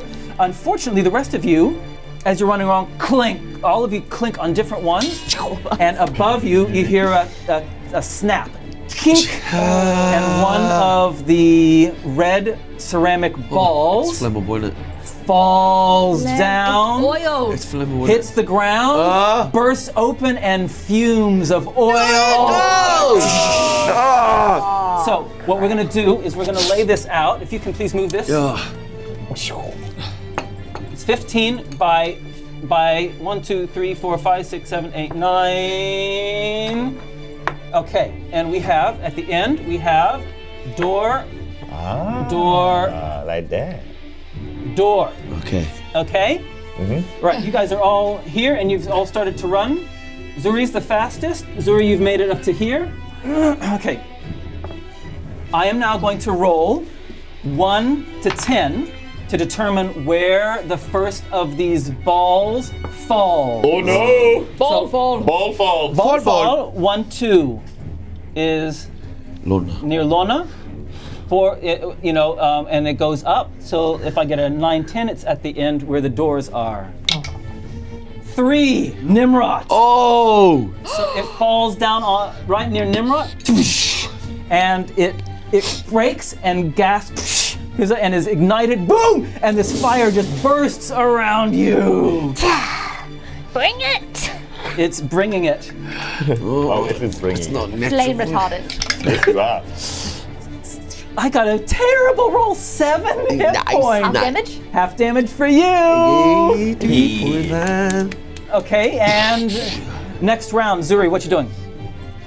I am going to turn around and say, you have to hurry up, be light on your feet, just your toes, and she's gonna keep zooming forward. Okay, you can make a perception roll, just a normal one, not at disadvantage, to see if you can see, or investigation if you prefer that. Perception sounds nice.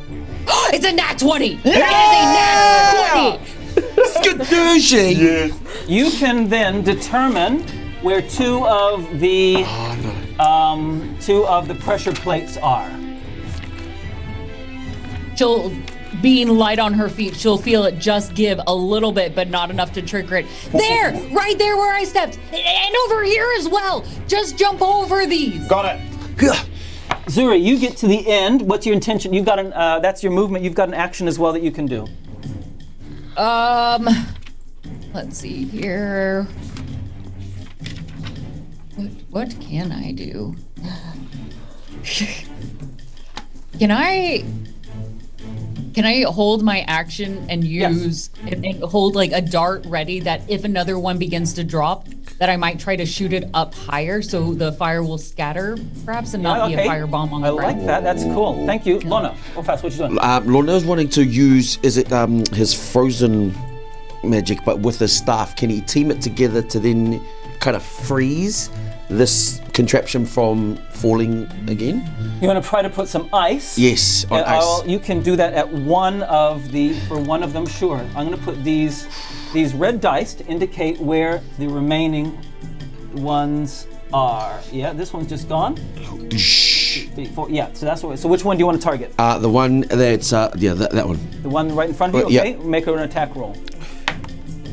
Natural one. I'm sorry. In fact, you cause it to be broken so that it will fall this next turn. Shooter. You doing anything else? Lona's wants Moving? moving. Okay, Sully. Helping Tnemrot along the way. Pick up. You can move 6 squares. Okay. 2, 3. Sully.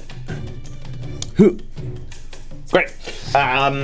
Sully hears where Sully just tries to trace Zuri's steps exactly. Yep, no problem. And wants to get to her.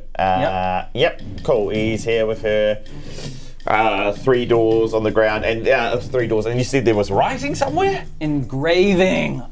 There are 3 lines, concentric circles. Okay, and sorry, they're on the ground in front of the doors? Yep. Okay, gotcha. But, is that, okay. Tnemrot, we need some interpretation here. Tnemrot follows the same path as well, and then she also looks, so we're in 15 feet. Yeah. Is this like the distance of the spirally flames? Would that be within like 30 feet of The flames, when it came, were quite localized. Okay. Yeah, so they're not, they blew up around you, Yeah. and now they're gone. But the things that are creating the sparks? Oh, yeah.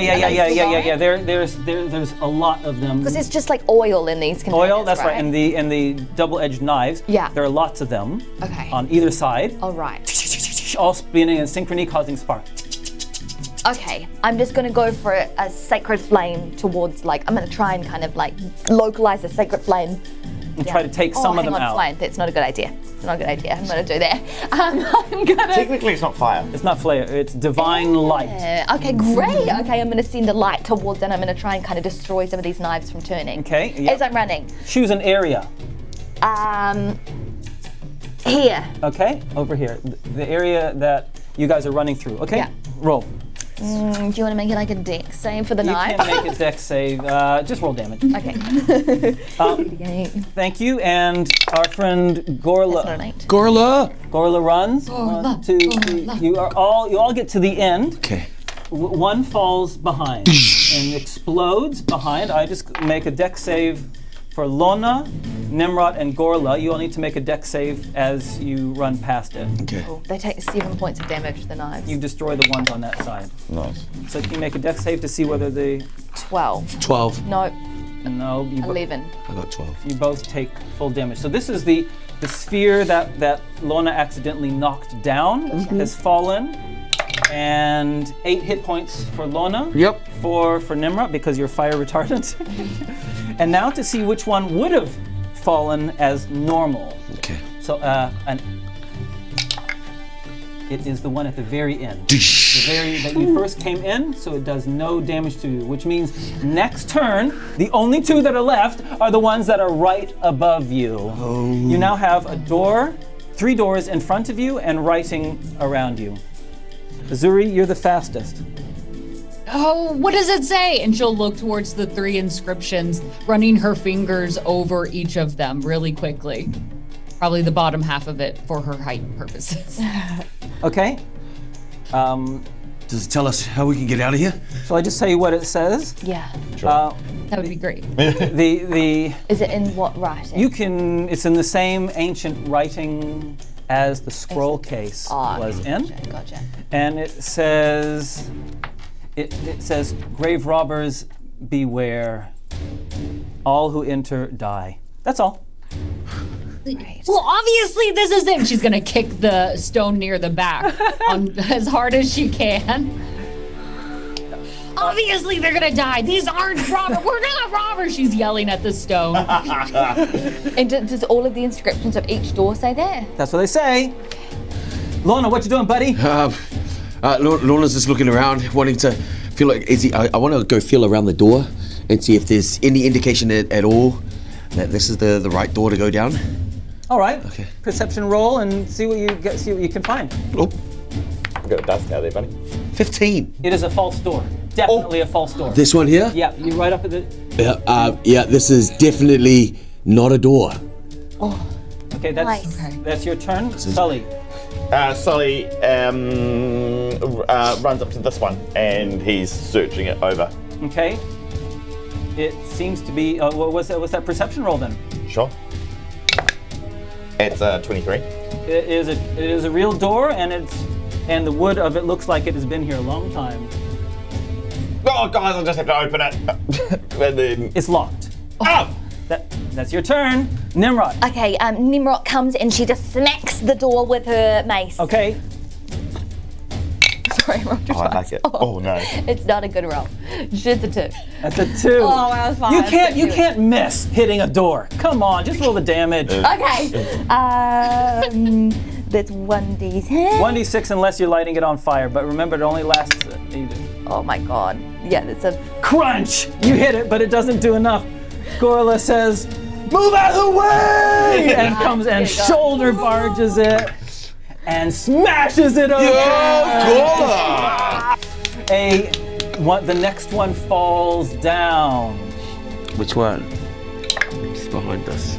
The one right above all of you. Can I use my dart, my held action, to Yes. try to toss that up there? Yes, do it. Okay. That will be 18. Oh my goodness! Okay, Let's go. you can start to see it starting to slip. You throw your Yes. dart, yeah, and you catch the chain into the soft sandstone of the ceiling, Pinning it up there. pinning it up there. Nice. I've got us a little bit of time, but we have to get the door open. Oh, that was very smart. Yeah, that was. Is it just stuck? No, wait, so this door's So now Gorla has shoulder charged it and has wrenched it open. Let's Oh, go. okay. Yeah. And Lona just wants to make a look at. He wants to test out this door. Just quickly, that's not an opening too. Excellent. Everyone else leaves the room. Yeah. Goes into the corridor. Lona stays behind. Hit me with a perception roll. 15. False door. Yeah, and then he runs off You to. run out, Yeah. and the last one falls behind, but you guys are no longer in there. Yeah. Hey, from when you come out, Declan, can I have that palacey music, please? Palatial music. You burst out of there and are on a ledge. Whoa! Looking over naturally occurring cleft in the sandstone. And you can see there is a bridge right in front of you that leads over this crevasse to a doorway on the other side. But on the left-hand side, very dimly illuminated by torches for some reason, you can see, looking down this kind of cleft in the sandstone, a rise of sandstone which has been leveled, and there are torches around this circular thing. And in the middle of it, you see a tomb, a coffin, sitting on it. It's too far away to see the details, but it is somewhere in the distance. And with that, we'll have a small break. Woo! Yeah? You? Another. Yeah. Cool, okay. I want to open the tomb. Come on. It is a long way away. You cannot have access to it straight away. Hey, we're gonna have a short break, and and we'll come back. I want to say before we. The Magi were wiped out by 6 terrible spirit gods, but one survived, kept alive by the vengeance-filled last breath of their people. The Magi has one goal: to destroy them all. This is The Last Magi, a comic written and illustrated by Sean Lewis. It updates every week, and you can read it for free at www.thelastmagi.com. You can also buy downloadable PDFs of each chapter as they release at drears.itch.io.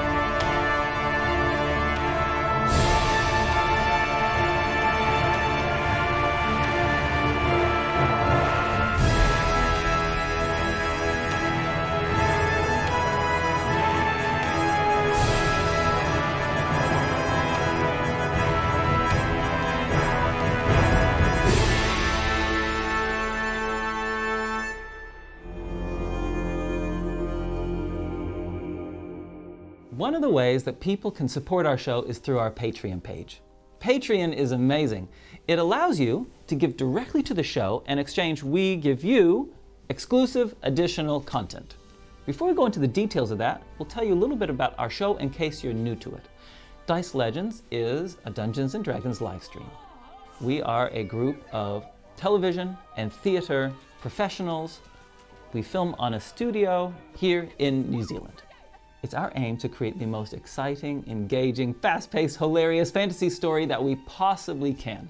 And our Patreons really help us to do that. Thanks to our Patreons, we're able to get more minis, more terrain, more visuals like character art, emotes, graphics, more music, and also our Patreons help to pay the cast and crew, and all of us on the show really appreciate that. We're really proud of what we've achieved already in the handful of months that we've been streaming, but there's a lot more that we would love to be able to do. For example, we'd really like to be able to hire editors to create more short content, like highlights, tips and tricks, even better behind the scenes. Well, also, we'd like to eventually be able to have a merchandising range, like t-shirts and tea towels and plushies and maps on t-shirts, all that kind of great stuff. When you go to our Patreon page, you'll see that there are 3 tiers, 3 ways of supporting us. The first is called Official Patreon, and that's simply an inexpensive way of supporting us. The second tier, called Lore Legends, is for people that want to dig deep into the world. You get access to our ever-growing World Anvil lore document. You also get access to additional content, behind-the-scenes content, and you get access to the official character sheets that the characters play, and you get your name in the credits. Our third tier is called World Builders. World Builders get all the perks of the previous tiers, and it's really for people that want to help create the world. So World Builders are able to help name NPCs and create monsters and create locations and populate the map, and also to participate in polls throughout the month.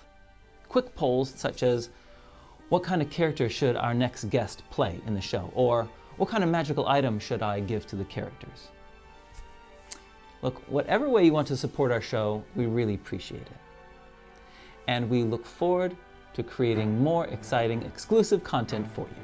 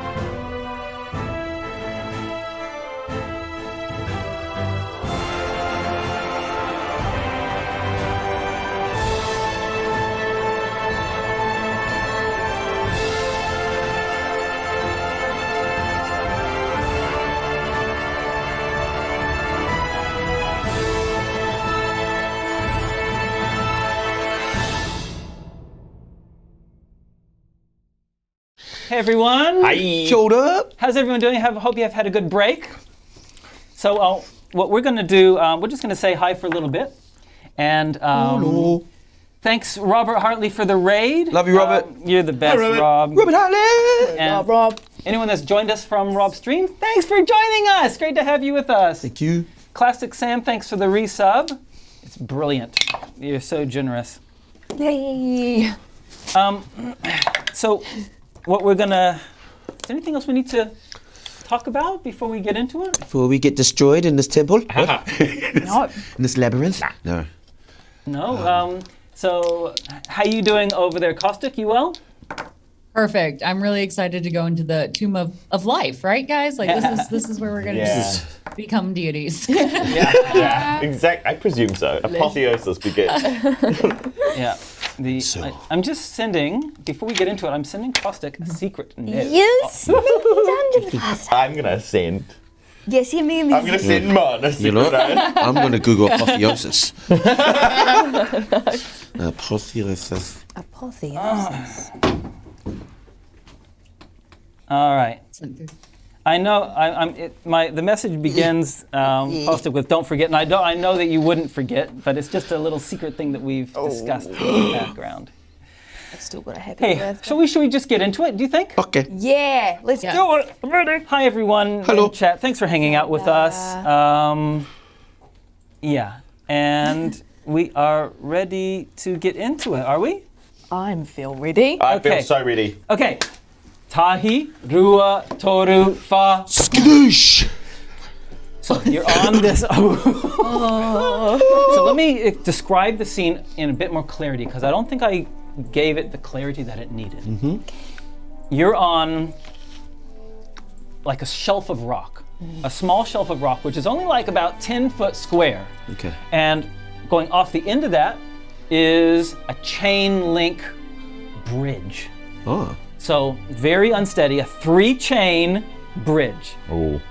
Across a span, a chasm in this underground arena, area that you find yourself, and there's a doorway, an opening on the other side. But because it is a chasm that you're about to cross, you can see that down the side of the chasm to your left, in a way that you're not able to reach at the moment, but you can see that there is a part of the sandstone has been leveled off, like a big a cylinder, really, of sandstone has been leveled off, and with torches, lit torches, circling it, there is glinting a metallic coffin or sarcophagus or something like that in the midst of it. But it is like 300 feet away. It's a long way away. And no clear access to it, eh? It's just on its own remote sort of island. Looking in more detail, looking closely, it's the detail's a little bit fuzzy because there's just a few torches around, but it does look like there are some like stepping stones. There's stepping stones over nothingness. Not nothing. There are stepping stones that lead to it. That would require big jumps Oh. to leapfrog to get to it. Good thing I brought my long legs. That's- Is that a halfling joke? yeah. Nice one, I like that. sister. That was funny. That was good. As soon as we kind of like look into this area, Tnemrot just starts to feel just like a little bit faint, and she just quickly, Gawler, do you need a break? Do you need to maybe sit down? Yeah. No, I'm good to go. I'm ready. I'm pumped. Let's all just sit down for Gawler, okay? Yeah, Gorlick, come on, sit down. Yeah, Come on. yeah, buddy. You look tired. We'll just use this time to take a short rest and then just sort it all about our next plan. You did a lot. You did a lot, buddy. Rest up. All again? Take 30. And he brings out of some of his pockets, he has some beef jerky. Yum! And he says, "Here, have some jerky. This will really give you a boost of energy." That's actually a good idea. Good protein. Thank you. That's very. Zuri, do you want some jerky? Are you sure? No, I can't. Sorry. And instead she'll pull out her own pack. It's a thing. If you give me something, I have to give you something. Well, consider that I'm giving you kindness.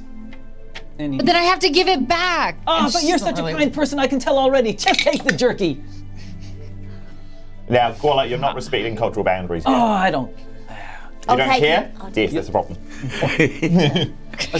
Okay, so yeah, you said you want to do a short rest. Yeah, just real quick. Okay, give yourself your hit dice, get yourself some hit points. Yay. Okay, and as we look out, I'm trying to squint at the thing in the middle, and then do I know what it is? The coffin, Yeah. yeah, you can see that it's a coffin, definitely. Tnemrot, Yeah? she's just freaking out. Tnemrot just hates the thought. Flashbacks come back to Tnemrot of the coffin and the sarcophagus that literally just battled. And then she just says to the team, I don't know if we should go down there. Can I just show you What? with you staring at it? Yeah. I'm so glad that you did, because you see something Yes, 1 to that the 6. others, eating their Okay. jerky and chitty-chatting and stuff, Yeah. don't. I see.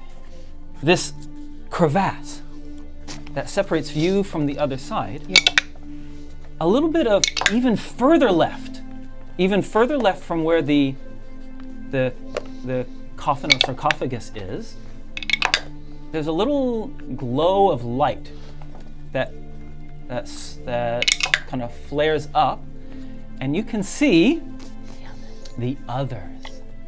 The others crossing the gap between across the crevasse. Further even still. Team, do you see it? They made it out. Oh, Uncle. Is it them? See, no, yeah, it's them. Oh, that's great. Oh, thank goodness. We have to get there before them. I agree. Wait, what do you mean we have to get there before them? To the sarcophagus. Well, yeah, the sarcophagus. We have to get there first. We don't know what they'll do with it, Sully, if they open it. They'll get more treasure if they get there first. It's not treasure. It's our secret leader. I forget. Okay, yes. My uncle should be able to keep them in control, but I agree we should get there. The uncle who told you to go to the place to steal from my family? He made a mistake. All right, let's go. Okay. I think we start venturing across the bridge. Is that the vibes? Yes. Across the bridge. It is very rickety. We're not going all at once, are we? Who wants to go first? Feeling pressured, I will actually try to go in front Yeah. of even the light. So Nice. Oh. Yeah. I feel like the lightest makes sense to go on this. Yeah. Yeah, that does actually make sense. Light Zuri. feet. We just don't have a lot of time. Come on. Yeah. Okay. Zuri, the span is a 60-foot span. It's a decent span. And as you grab onto, you're small enough that you probably have to, it's a triangle. Grab I don't know if you're familiar with a triangular bridge, Yeah. a three-hand rope bridge. Yeah, right. Feet on Yeah. the bottom, and a hand on each. Going. It is a medium chain, not rope, and you go across. You were really deceptive with the word bridge. Yes. Hold on. There is a small breeze in the crevasse as you come across it, but you are light enough that nothing unfortunate comes across, befalls you, and you reach the other side. Okay, I'm here. And she's gonna check to make sure that where the ropes connect over on that other side are secure. Sure, yeah, go ahead and make some kind of roll for that to see what you can figure out. Okay. Let's do maybe insight. Nat 20! Yeah! Second one! Here come the rolls. Yeah. Woo! Do they look secure? Is it safe for them to cross from this side? They are remarkably sound. Okay. They have been well looked after. Hey, but your excellent roll. Also, you see something else as well. In the passageway that you're moving into, Yes. is a bit wider, and there's like a pile of objects that are about the size of a volleyball, except they're more egg shape, I guess. Skull shape. No, not skull. Okay. And they're all glooped together with some kind of membrane over the top of them. There's a little cache of these things against the wall. They've been glooped against the wall. Can I do a history check to make sure I know if I know what this is? Yeah, go for it. I'm really hoping this isn't like the egg room in Alien. Yes. That's all I was imagining. Yeah. He does not look. 17. Yes. Hey, Something about the spawn. you know, they're definitely snake eggs, Oh. but they're the size of a volleyball. Oh wow. Most snake eggs are smaller than a chicken's egg. It's not your normal snake, innit? There are Basilisk eggs. there are a number of them in here. You know that there are of course rumors of these huge, demon-like snakes or snake creatures, but the rumors about them are so varied that it's hard to know what the truth is. Saying all sorts of things. So, from large snakes to people that were transformed into snakes in the distant past. There's all sorts of different rumors. But anyway, that's where you are. Let's cast our glance. Yeah, go ahead. Yeah. I'm gonna slink back over to the other room and yell, "Be quiet! There's a hatchery on the other side." Who's got a hatchery? What's a hatchery? I've never heard of a hatchery. It's a tree of hats. Did I use the wrong word? Is that not an actual word? Like a place with eggs. Oh, okay. Okay, cool. Maybe I was making up words. No, I it's don't know. perfect because we're trying to. What kind of eggs? All right. Just get over here. Nimrod goes. Tnemrot, you go across. You're there. Who's next? Go on. Yep, Lona's gonna try. Lona? Yep. You're there. Nice. Call it paper, scissors, rock. Hey, rock. Hey, what are you doing? I'm doing rock. Oh, right. I thought you were still shaking. Okay. Well, I was wanting to see what you did first, so I could do so I could get to go. It's called cheating, Gawler, but your choice, mate. I'll guard the rear. It's the most important job, buddy. It's the most important guard. The rear guard is the most important. This is crazy to be with you. See you on the other side. I am so pumped about this. So am I. It's these guys. You get across. Gorla goes across, and you're there. You're in the hatchery. Right. I was like, this is the time to go. I'm waiting for it. We're in the hatchery. Your hatchery. It is as you move into this room, which has been the only room that you have come across that has been allowed to remain in a natural state. You can see that it is not just one. What's a grouping of eggs called? Clutch. Clutch. There's not just one clutch of eggs. There's about 4 in this wide room. What's your plan, team? Okay, do we just want to burn the whole thing? Sure, and then whoever owns these kids is gonna come looking for us. Can we tell if they're like? Can I tell what kind of snakes they are? Tell you what. You make a net 20 on a history roll, and you can. I don't know what they are. Okay, I was lying about the burning thing. That would be incredibly disrespectful. Salvatana put them here. It must be for a good reason. To keep us Probably part of his will that he wanted them, I Yeah. assume. Maybe it's like everything else in that it's designed to try and kill us. Speaking of will, is now a good time to see if there's anything inside the canister we brought in here, or she brought in here, The scroll. that might help us. What, like a roadmap? Or like a secret? Or like...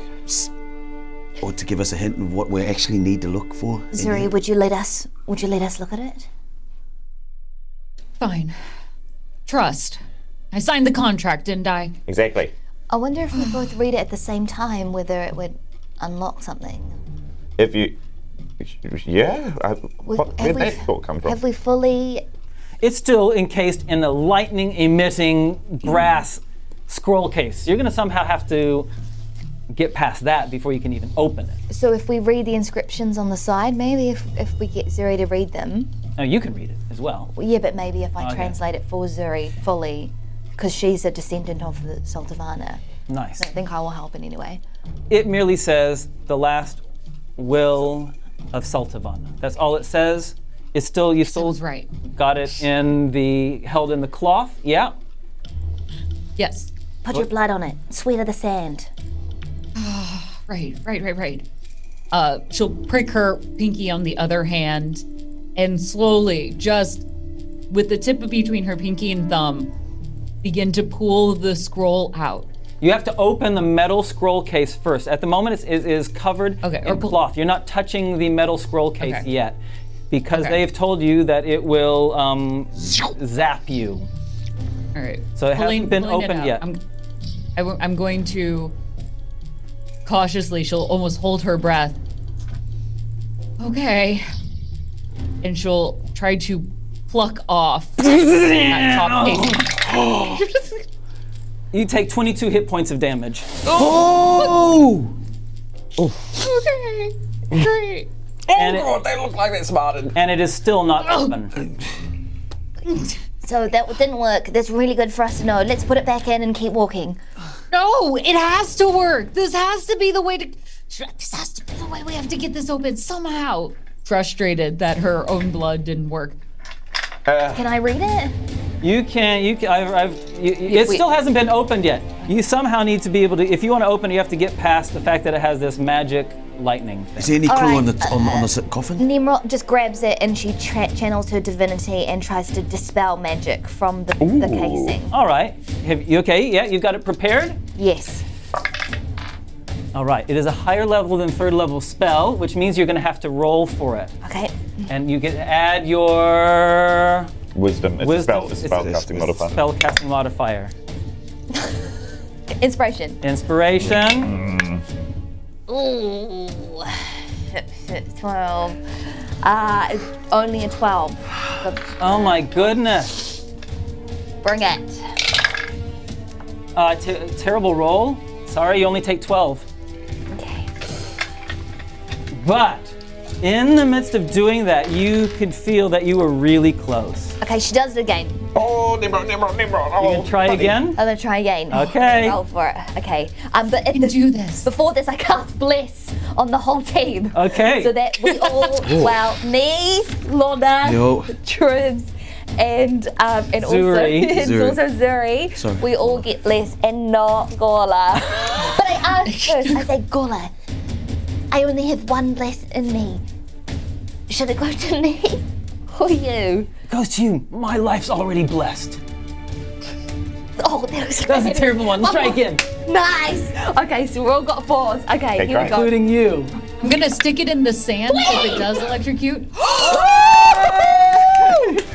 Let's go, 20! You dispel the magic.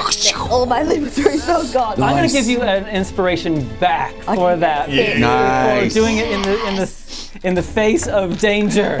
And you dispel the magic and are able to open it up. Great. And a scroll is inside. A scroll is inside. Get out of here. That's a Wow. very Okay. It has a little bit of discoloration from the inside of the scroll and some mold on it, and you can faintly see through it. And I think... It's up there. I show it straight to Zuri. Go for it. You want to read it? Okay. J. Saltavana, the fearless, upon my... or something. I, Saltavana. I, Saltavana, the fearless. I would presume. You read it. I can't. You have to read it. Upon my deathbed. Oh yeah, can you read it, Zuri? If you'd like, I'll read the first half if you read the second, okay? It's a little rough. Correct me if I'm wrong on any of my interpretation. Okay. I, Saltavana the Fearless, upon my deathbed, state my final wishes. My first decree is that no punishment shall befall my grandson. My death had been foretold. His was merely the hand that fate caused to enact it. You have no idea what this means. And she reads it excitedly. My second decree is the arms of Saltavana are never joined together again. Let any that attempt to do so be warned that they come at a price I now wish I had not paid. Let my shield be taken to my grave as a token of protection in the next life from the things I did in this life. Let my spear go to that which the plateau of Montia, that he may forgive me taking his wife and swear fealty to my heir. Let my breastplate go to the dwarven. Can you continue? It's blurry for me. The dwarves of Bartoda, let them also receive half of the jewels they sent me as a tribute, and let them also swear fealty to my ears. Let my helmet go to the elves of Silver Cliffs, that they too may swear fealty. Let my braces, along with the 100 craftsmen, go to the forest people of the east, that they may rebuild their homes and also swear fealty.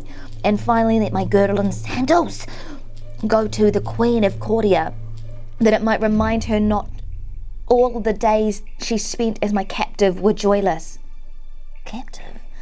To each of these recipients, send also 2,000 pieces of gold and a promise that Busek will honour our duties as lord of their land. My third decree is that sovereignty of Busek, as well as all the royal lands, properties and riches, except for all the arms of Soltavana, shall pass to my wife, Vorba of Sineia, and following her death to our firstborn child, Wessel of Busek. Oh my gosh. So much today. That's a lot. These things are all over the place. Everywhere, and it said not to join them. And But if that is his coffin, then did he say that his shield is here? Yeah. One of them's right here. What do you mean one of them's right here? In the tomb, his shield. Also, Shield is. I feel like I should show you this. And then Sully pulls a spear from behind his back. I didn't mean to be dishonest, but I kind of need to keep this. But I just wanted you to see it. This is the spear of Soltavana. Where did you get that? I got it in the ruins on the plains of Muntia. Basically, what the scroll said, it was an abandoned ruins. It was a real deal. I'm using it. It is one of the arms of Soltavana, and I'm honored to be able to show it to you. And I guess I also need to ask you, I need it. I need to keep using it. It's protected me and my friends so many times, and we have got an even bigger job ahead of us, one that we believe the whole world lies in the balance of. So I need to say sorry that I have this, but also I need to ask you if I can keep using it. She'll hold her hands out, asking essentially to look at it. Yeah, of course. And then he gives you the spear. The handle is of his own crafting, but it's the head that is of Soltavana. This was once in his hands. That's right. The weight of it, I can sense this power from behind it. Yeah. And you'll see her grip tighten a little bit more around it. Tnemrot steps closer. It's okay. And she'll hand it back to you. It must have been given. And like all things, they have a way of finding who they're supposed to belong to. You didn't steal it from anyone, pried it from no dead hands, right? That's right. Then it has been called to you. Please use it well. Okay. Thank you, Zuri. And almost kind of a little absent of herself, as if she's regretting what she's saying, she'll continue to start to move forward a bit absent-mindedly through the snake pit. Excellent. So moving through the snakes, this natural cavern with clutches of glooped giant snake eggs intermittently along it. It's not hard to avoid stepping on them. Right? Yeah. But there are enough of them that it would be helpful for you to do the most basic of dexterity rolls just to make sure. Oh my god. So there's a chance of failure. 20. You got a 20? Nice. 14. 14? Nice. 8, Zuri, that is good enough. 6. Just barely. Oh, 5 was the magic number. nice. So, Sully? I'm using my roll to hold on to Sully and position him. Okay, thank you. Gorla Oh no. steps over them, no problem. Hey, Zuri's gonna still look back at you, Sully. If you die with that thing in your hands, I will raise you from the dead myself and kill you again. Haha, funny to mention that. Been there, done that. Hey, as you're leaving this room, the light from your shield, right? Sees one of these clutches, and there's just a little bit of movement. It's like this shell is a little translucent, and there's just a little bit of movement inside the eggs. Okay, are we killing these eggs? Hold your breath. Oh, they're probably sacred. Yeah, and lethal. Well, maybe. Does anyone know how to, like, handle snakes? They don't have to be bad. Yeah, I'm sure they're really friendly, nice-looking snakes. I just want to talk. Lona, you do anything? Luna, no, he's just being very careful not to bump into any of the eggs, and also just kind of looking around to see if the mama snake could be lurking around somewhere. So he's just getting ready. So the passageway that you leaving this room, the passageway goes down and yet again becomes carved and engraved and etched and just beautiful.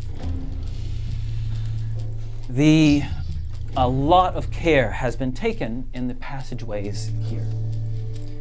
The degree of carving, the fine detail is just incredible. True craftspeople. It goes in a wide arcing curve that opens up with a grand archway that frames in front of you 3 pillars of stone, and beyond that, a circle with the tomb in the middle.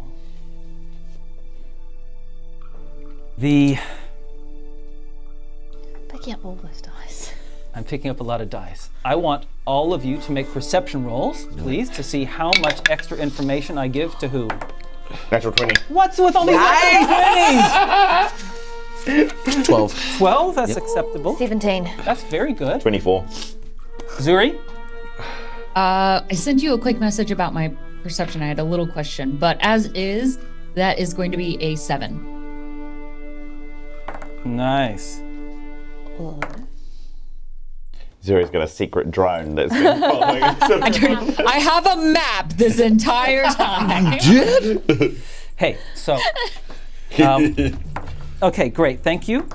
So the Little secret code. little secret talking, sorry about that. I like it.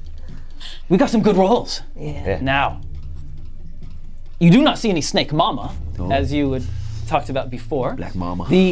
The torches around, well, I'm gonna just show this diagrammatically on the table in front of us while I describe this, if you don't mind. Okay. So, We'll indulge you. so if you can, here we go.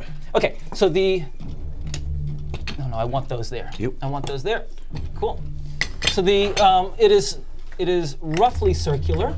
The 3 steps that you would need to jump over will require an athletics roll, each one, to jump over. You can see that there is like a matching, corresponding entranceway, grand arched entranceway on the other side. Yeah, Yeah? for the other team. And there is some screaming coming from that archway.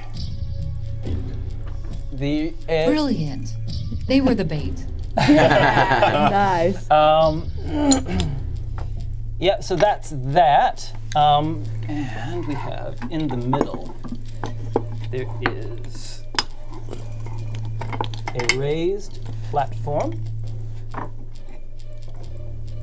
with a bronze Ooh.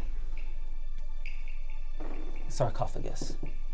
There are 3 stepping stones Can you see it, Jace? on each side that one would need to jump over to get. And around it, and I'll ask for your help, Yep.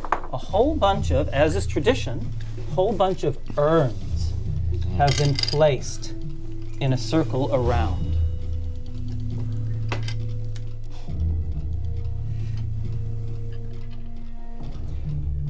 You also can hear the sound of running water.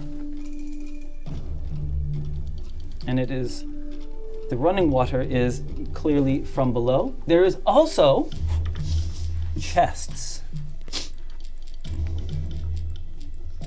piled up.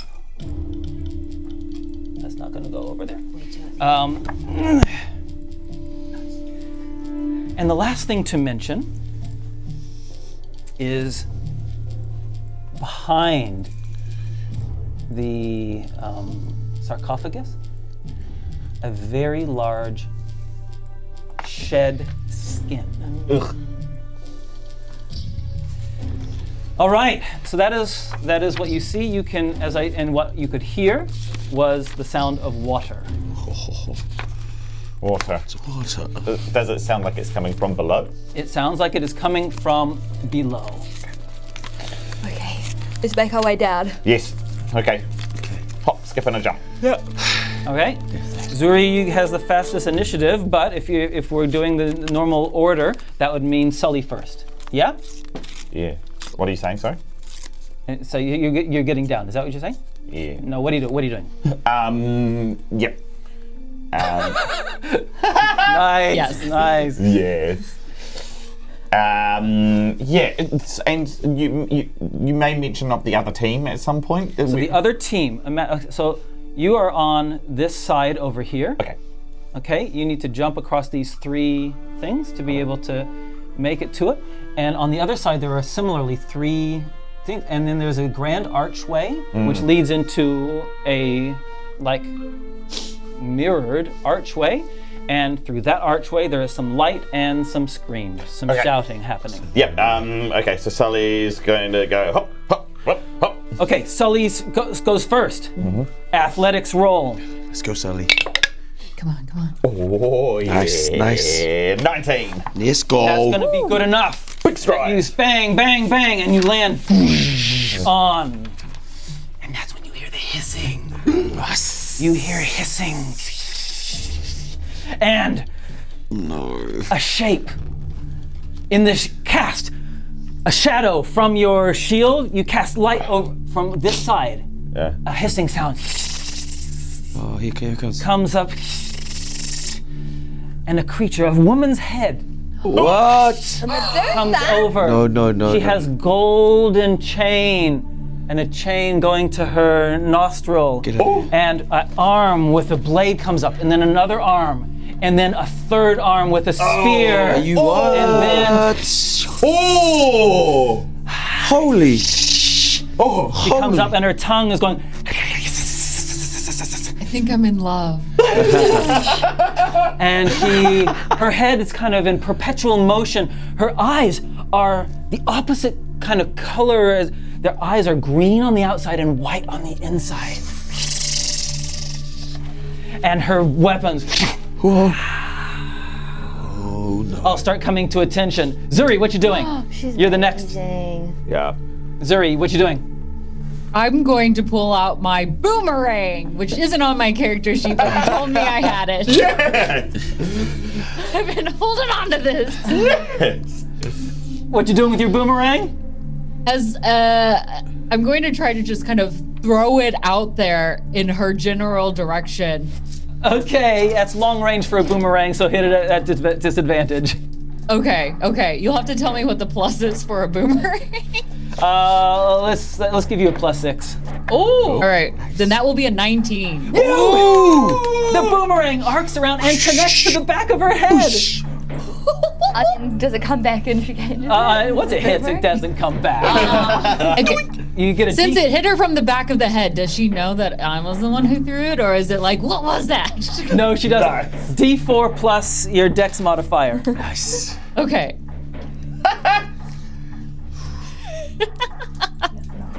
That is going to be 5 points of damage. Excellent, thank you.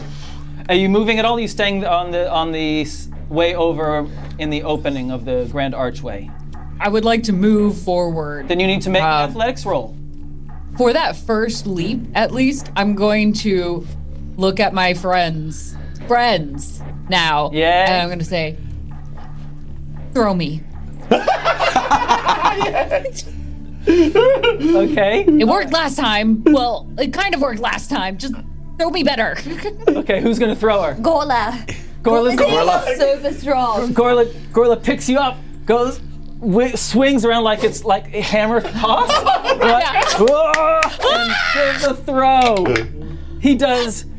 Get out of here. Right, okay, you make it to the second stone. Oh my gosh. All right, Lona. Lona wants to also, but you can't step on that one because she's there. She's there. You can only make it to the next one. Okay. Lona, actually, well, before he does, I want to just throw from his staff, I want to throw a lightning. Can I see? Yeah, lightning, you can. so it powers up and.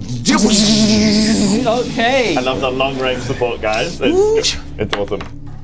With a 3! Plus 9. Plus 9 is 12. Not good enough. And now your athletics roll to jump onto the first thing. 15. Yes! You actually succeed in athletics roll. You actually succeed. Nimrod. Okay, I can't move. You so can't move. I'm gonna.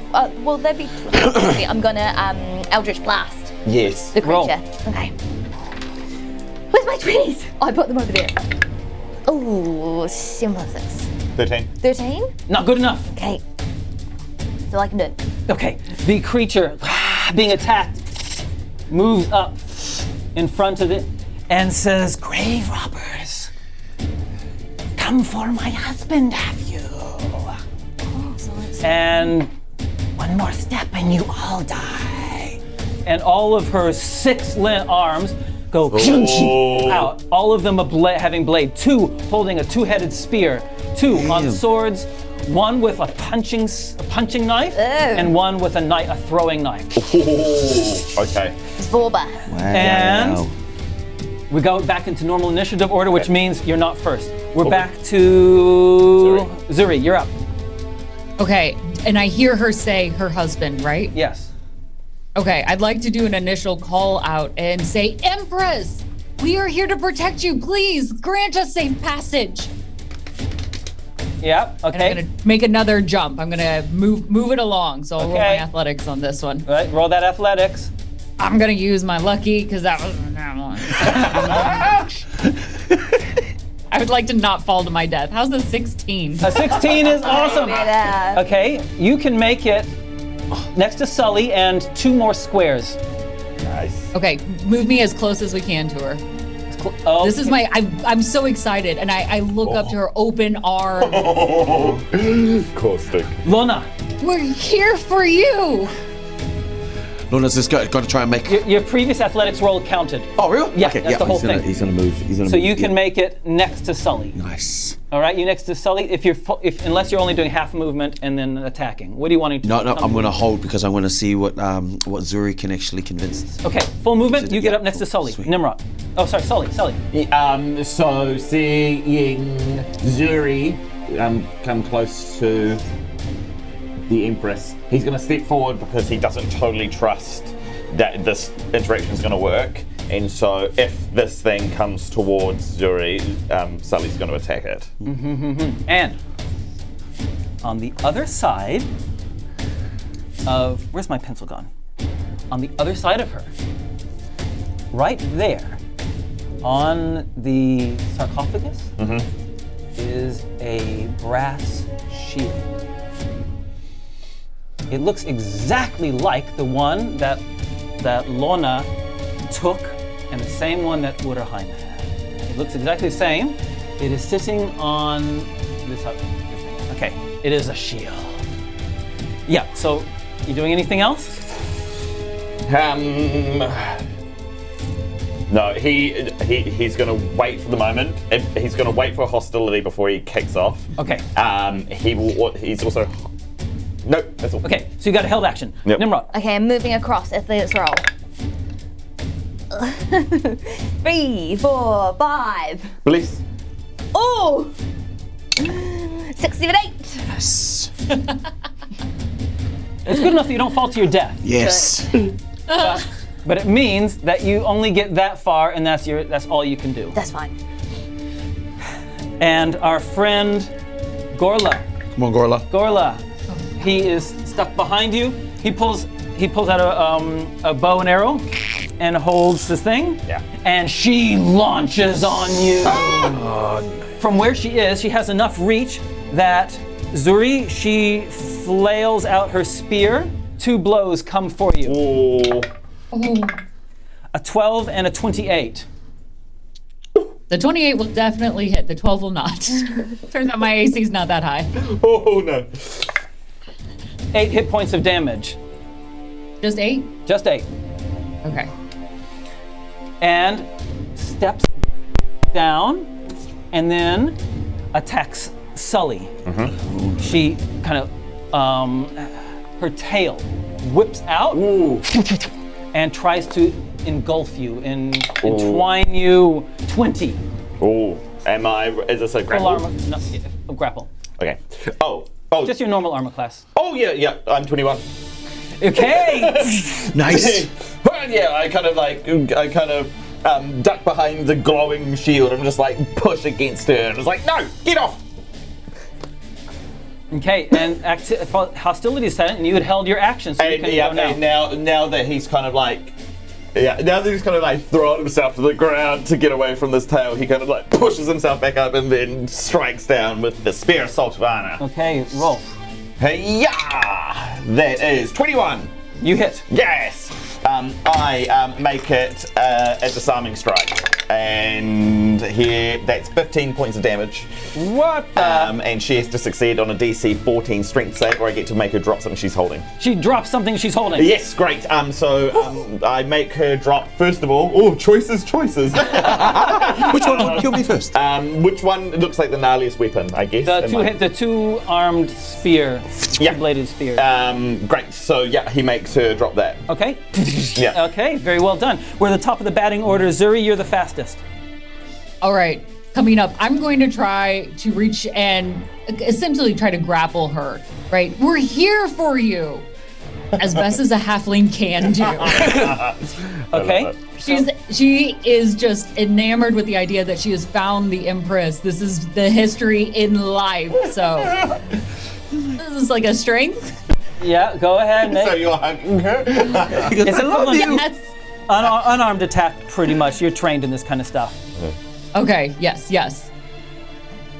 Okay, that is going to be 22. Yeah. You now have that. I don't know what the heck that would mean. Grabbing like the hug of her lower arms, I'm holding her. Okay. We're here, please spare us. I'm your servant at your feet, the scribe. We'll say from a practical level that you have then preventing 2 of her arms until she can get rid of that. And Lona's like, this girl is crazy. I kind of like it. And then Lona would love to try and move towards the shield. Move. Yep. 3, 1, 2, 3, 4, 5. Yeah. And would like to try and grab the shield. You grab the shield. Yes. You now have a shield in your hand. Yo! Okay, so Luna now is armed with the shield. And it's like dust never touched it. It is glinting in the light cast from Sully's glowing shield. It is the most beautifully, perfectly round, perfectly domed shield with a meandering pattern around the edges of it. It is the most perfect shield you've ever seen. Lona feels quite empowered by it, but he also knows that if in anything, he needs protection from that thing. Okay. And so he's just gonna grip onto it quite tightly. Okay, that's you. That's you. Back to you, Sully. Yep. Great. So as that happens, Sully kind of shakes off his shield and he kind of drops it on the ground. He picks up the 2-handed spear and then he kind of whirls both spears. And then he strikes with the twin-headed spear at this thing. Okay. Okay, great. So that is it's a 4, so it's probably a miss. Miss. 10. Miss. And then that is a 13. Nope. And then that's all. Oh no, he kind of like skirts around. Oops, I'm stuck on her. Now you're just dancing with her. Yeah, we're doing a wee dance, and I move around. Thank you for that. Nimrod. Okay, Nimrod instantly gets up. She's glad that she's not dead. She looks at the creature. She casts Hex on the creature. Okay. Then she tries to hit her with an Eldritch Blast. Okay. Okay. A 17. You hit. Right. I push her back 10 feet. What the heck? Yeah, Boosh, boosh. Skadoosh. 17. 19 points of damage. 19! Woo! Zuri's still attached to me. Movement. Yes. And I'm going to try and get back all the way across now with the rest of my movement. 1, 2, 3, 4, 5, 6. Okay. Okay, cool. Nice. Your friend Gorla goes after her, I'm afraid. Get him. Oh. She launches herself back up to this place. She has no spear. She's got a halfling hanging on to her. Yep. Right? Yep. So she's got her two swords. One sword for Sully. Phew. Natural 1. Miss. One sword for Lona. 28. Oh! What about with the shield? Can you use shield? I'm not sure, but it's there. My natural instinct is to She still hits you. Ah! She still hits you, and you take 12 hit points of damage, and she says, "Let go of that shield!" And her tail whips around to engulf you. And she gets a 24 with her tail. Yep. You are now grappled. You are surrounded by her tail. That's her. So just to clarify, I'm holding her, she's holding him. Exactly. You're holding her two bottom limbs. Wow. And she's holding him, and she's going to try for a final attack. She's going to try to dislodge you, Zuri. So, her strength check. She does very poor.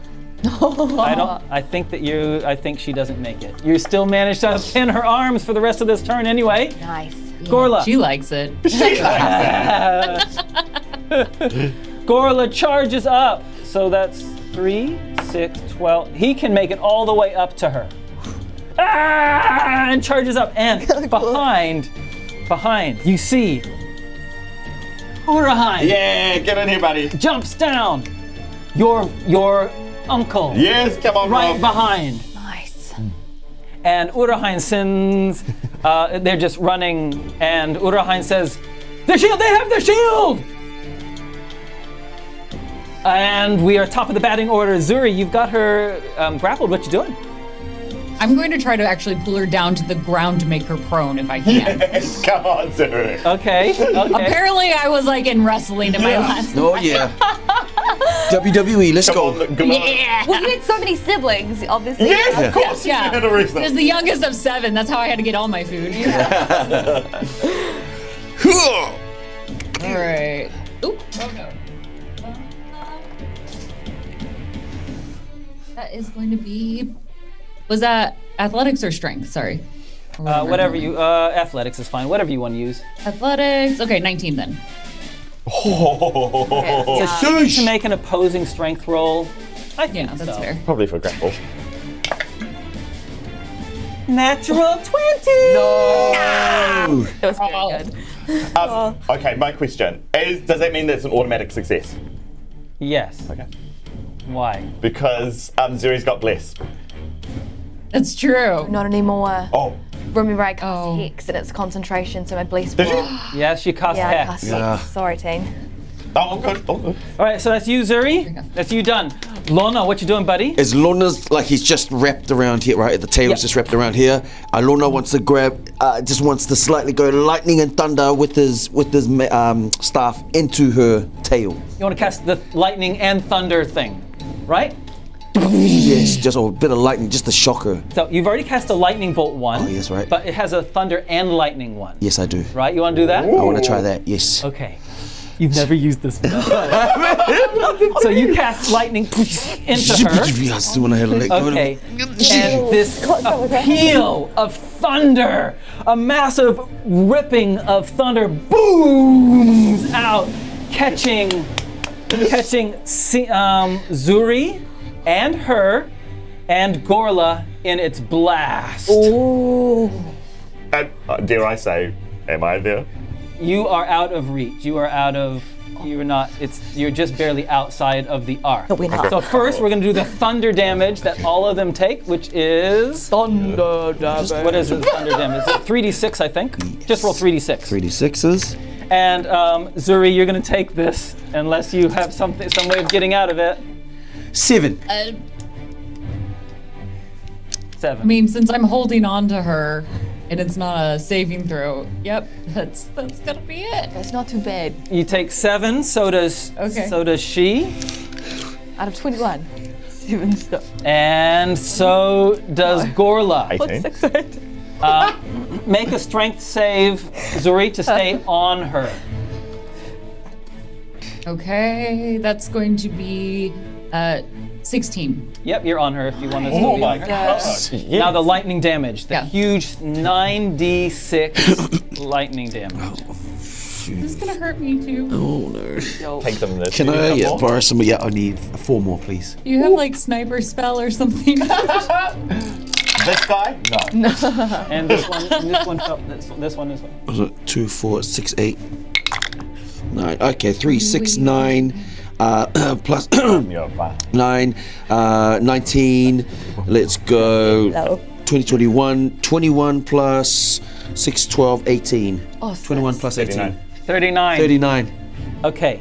You are the lightning bolts into her, but the 2 people that are connected to her Yo, take some of that damage as well. photo.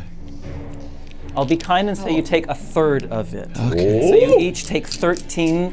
So Zuri and Lona take 13 hit points as the lightning from the staff does it. But you did 39? Yeah. So did you say 13? I said 13. Lona goes flying backwards.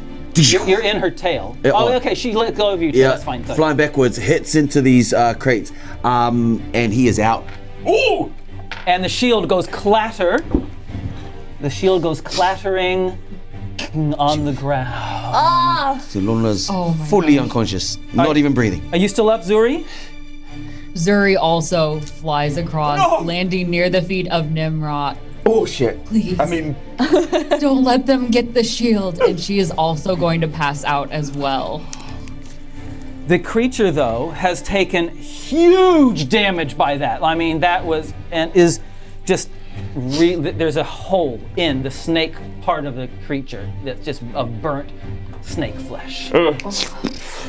Sully. okay, cool. So, Sully wants to use this twin-ended spear on this thing again, and goes for an attack. There's no one else around. Okay. Okay. That misses. 10. You definitely missed. Yeah, and then second attack comes better. 20. Yes! You hit! Cool. Boosh! So now I'm going to use a. I'm going to use another disarming strike. So that is 13 points of damage. Okay. And then I try and disarm this thing. DC strength 14.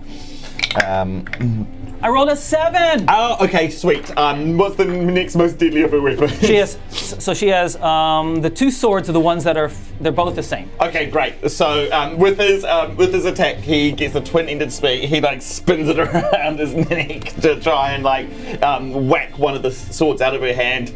And once that's out of her hand, he tosses the twin-ended spear just into the water. Into the abyss. Yeah, into the abyss, and then he goes 1, 2, 3, 4 over to Lona, and he wants to administer a potion. What kind of action does that take? We don't usually say it's a full action. Okay, So cool. it's just a plunk and slug it in his throat. Okay, cool. So like bonus action? Bonus or, action, Okay, yeah. cool, go gunk, bam. Glug, glug, glug, glug, glug, glug.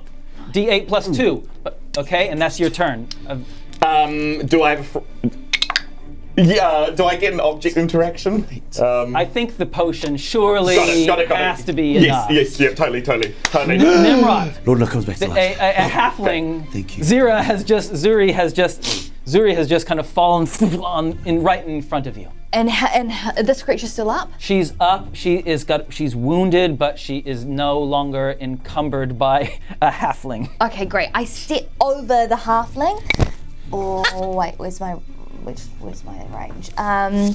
No, okay, I look at her and I just hit her with an Eldritch Blast and push her back another 10 feet. I have to make a roll for that, don't I? Yeah, 16 plus 6. Yeah, okay, great. 22. Yeah, you hit. 3, 4, 5, 6, 7, 8, 9, 10, 11 points of damage. Man, you guys are killing machines. Bonus action. I cast Healing Word as a second level spell on the halfling. Can you do that and an Eldritch Blast? Eldritch Blast is a cantrip. Nice. Loophole. Oh no, there's only 4. That's 4 hit points back to you, Zuri. Did you? I'll take 1. A 4 is wonderful. 7. It's 7 points. Nice. I'll take 7 points. That's my lucky number. Back up you get. And then is the creature still? It's still up for sure. Okay, I am gonna no, I'm gonna stay by Zuri and not move. Okay, just thank yet. you. I want you to roll, you were awesome. Lona, roll an You were so 8-sided good. dice plus 2, and that's how many hit points you Yep, get. I got 8. You got an 8! Yeah, I got it from 6 to 9 plus 2. Okay, it's Gorla's turn. Let's go. Let's go, Gorla Gorla. stands up, Let's go. shakes himself off, and Behind kicks the urn over, spilling ashes in front, launches himself onto the creature. And sword comes flying out. He's good enough that he can make 2 attacks. Oh, let's go. Gorla. Fighter. He connects. Gorla the He connects gladiator. 2 times. Yeah. But his sword, I don't know, it just doesn't seem to do very much damage. Hey, good damage. But he is there. Uraheim. Boom, boom, ton. Runs over. His eyes are on the shield. Your uncle. Boom, boom. Eyes not on the shield. Eyes on the creature. Runs and starts shouting. Trying to make as much noise as he possibly can. Clashing his sword against his shield. And behind are followed Svella and Sina. Brave. And they both Oh, she does have lovely hair. Svella shoots an arrow, it does nothing. Sina fires this kind of green bolt, not the same green bolt that dissolves people. Okay, good. And hits her. Hits the creature. The whole gang's here. Oh my goodness.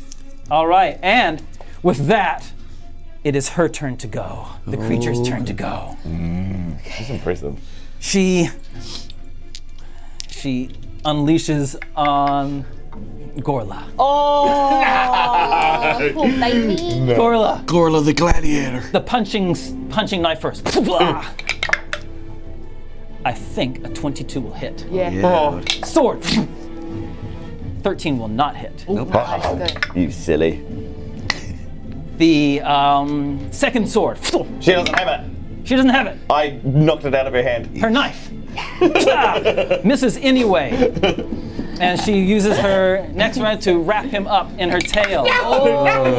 Grabs him and throws him. Opposed strength roll. We'll do this publicly.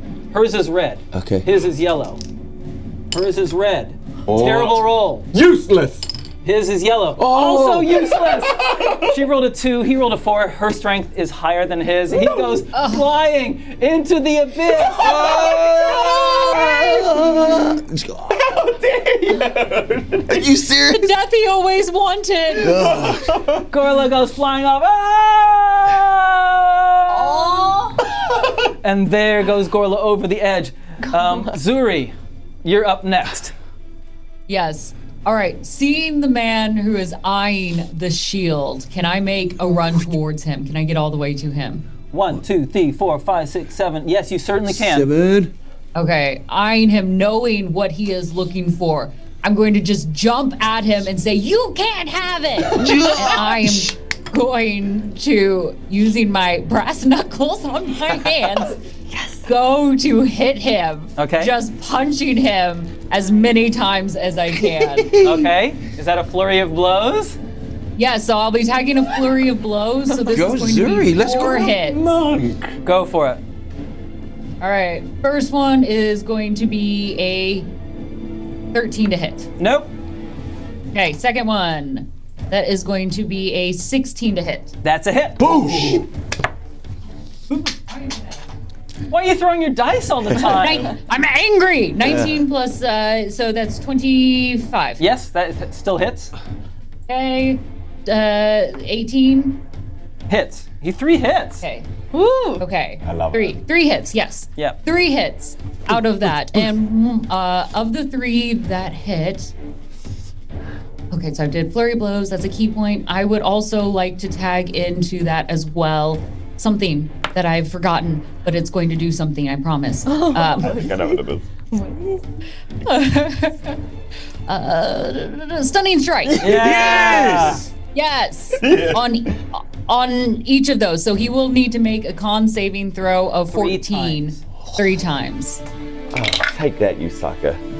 I rolled an 18, an 18, and a 12, and he gets a plus on 2 on his, so he saves all of them. That was. Dang. I'm so angry. What's your damage? Okay, let me roll.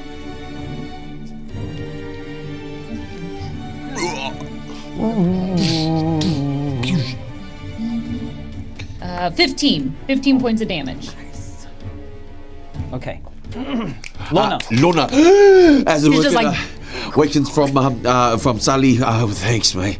Looks over between his boxes, see the shield, and he just wants to grab it Okay. and bring it in towards him That's as easy. he stands up. That's Sweet. your bonus action. You grabbed it. Yep, grabbed it, and I'm up, and I'm looking around, and then I see Orderheim. Orderheim, here. And now I want to look around. Just want to walk to. I want to get up and just come towards here. 1, 2. That's Okay, it. and that's your movement. Yep. Okay, you now have the shield of Sultavana. Yes. And you're right there, okay? Sully. Sully, Whirl's on this thing. He sees Lona. Chuck it in. Boom! Catches it, and then he wants to see if the spear reacts to the shield in any way. The moment that they connect in your hands, you feel like a shiver go down your spine. Zoom. There's something going on. Oh, okay, great, okay. So yeah, he's running, he's like, Lona, the shield! Lona, he catches it, and then he goes, yeah! And dives on her. Yeah. Okay. He lands right here because he can see someone else coming up behind. Okay. Yeah! Bam! That is 25. Yes, you hit. Here comes 8 points of damage. But then he twirls the spear and goes for a second attack, and that is an 18. Yep, you hit again. And here comes, he uses a superiority die, and that is 11 points of damage. And he's using a disarming strike. You don't have to. You fly, you come down on her, you strike her, and I kind of just pin her tail to the ground. Yeah. and the blows, she kind of keels over and falls onto the ground, and the blades in her hand skitter. And she stops moving. Nimrod, what you doing? Nimrod walks over to the creature, and then she kind of looks towards the tomb, and she's just thinking about whether she can put the creature near her husband. Oh, okay. I think actually firstly she walks towards the tomb and she begins to push it open. All right. Okay. She tries to see if it's movable. So that's what you want to do. Yes, I'd like to try. Okay. Lona's trying to calm down Zuri as she's trying to get off the big dude. Still beating his chest. Uderheim has this angry monk right in front of him, and so he's gonna try to throw you over the side. What? Attack number 1. I roll a 20. Does that hit you? Yes. Okay, make a strength save.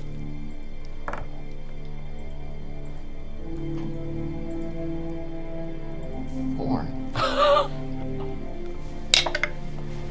I rolled a 12 plus his, and you go flying off the edge. You just see despair Sorry! in her eyes. And she'll drop all the way down. Not a sound, not a scream. But you can sense the heartbreak and fear as she leaves that space.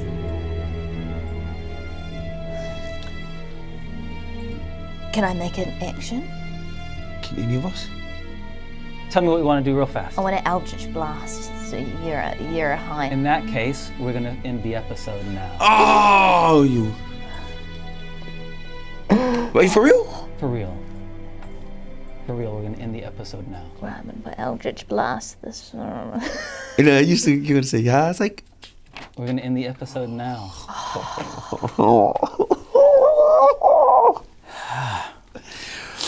Zuri! My friend! I'm actually aggrieved. Like, Zuri. Wow. You can't end like that. Exactly. I know. Look at his face. This is a straight. He's not giving All us of her anything. dreams and hopes now on your shoulders. What the heck? For her people. No. She cared about so much. And she's nah. She was so passionate and she cared about this so much. The hope in me saying that she latched onto some sort of ledge at the bottom there. I don't know. There's, At least we read the scroll before you died. at least she's got to see a bit of your history. Oh, that's so unfortunate. Oh, I'm so sad. At least I got to hug the queen before I died. Straight up. You got to read the scroll. You got to see the shield. You got to hold the spear. You got to hug the emperor. And then I got to see you try to connect the two together. Hey, only to honor them. Hey guys. Bad news. Well, there we go. Okay. Thanks for hanging out with us, everyone. We're gonna wrap things up for now. I just need to go through my list, make sure I got everything. I just want to say thanks to all. What? How you doing there, Trudy? You okay? Yeah, it's just so sad. It is. So sudden, too. They just got new friends. I know. Oh, Thanks to all of our followers, all of our subscribers. It's great to have you with us. Yeah. And sponsors, we're sponsored by the wonderful Nine Realms Gaming. Nine Realms. Beautiful wooden accessories for the D&D world. Please go to their website, Nine Realms Gaming, and because they give our followers a great 10% discount if at checkout you put in Legenz 10. And we heartily encourage you to do so because they're beautiful. yeah, they're my favorite. And Oh, they're so good. we also thank our moderators and our crew. Thanks, Jason. Thanks, Declan. Thanks, Dave. But Gold stars for everyone. Yeah. But today we mostly want to thank our wonderful guest, Costa Phoenix. Thank you so much for joining us. I had so much fun sitting at this table. Thank you all for letting me be here. Thanks for coming. So good. That was so nice. Oh, you're so dramatic. I love it. Yeah, I love She fit in so perfectly. Exactly. Yes. Right? Exactly. Yes, I loved having I'm home here. with your character. That's why you need to come back. Yes, Oh my please. god, that's why I'm so Deal. upset. She. I'm just gonna move out and join you all. Can I be in this flatmate? Yes. Yeah, come to I'll New sleep Zealand. under the table like a troll, okay? I'm looking for a new flatmate. Come live with me. There we go. Perfect. Yay! Amazing. Hey, thanks everyone. Look, what we're gonna do is we're gonna say goodbye Yeah. and roll the credits. Credits. Aratai, bye. Aratai.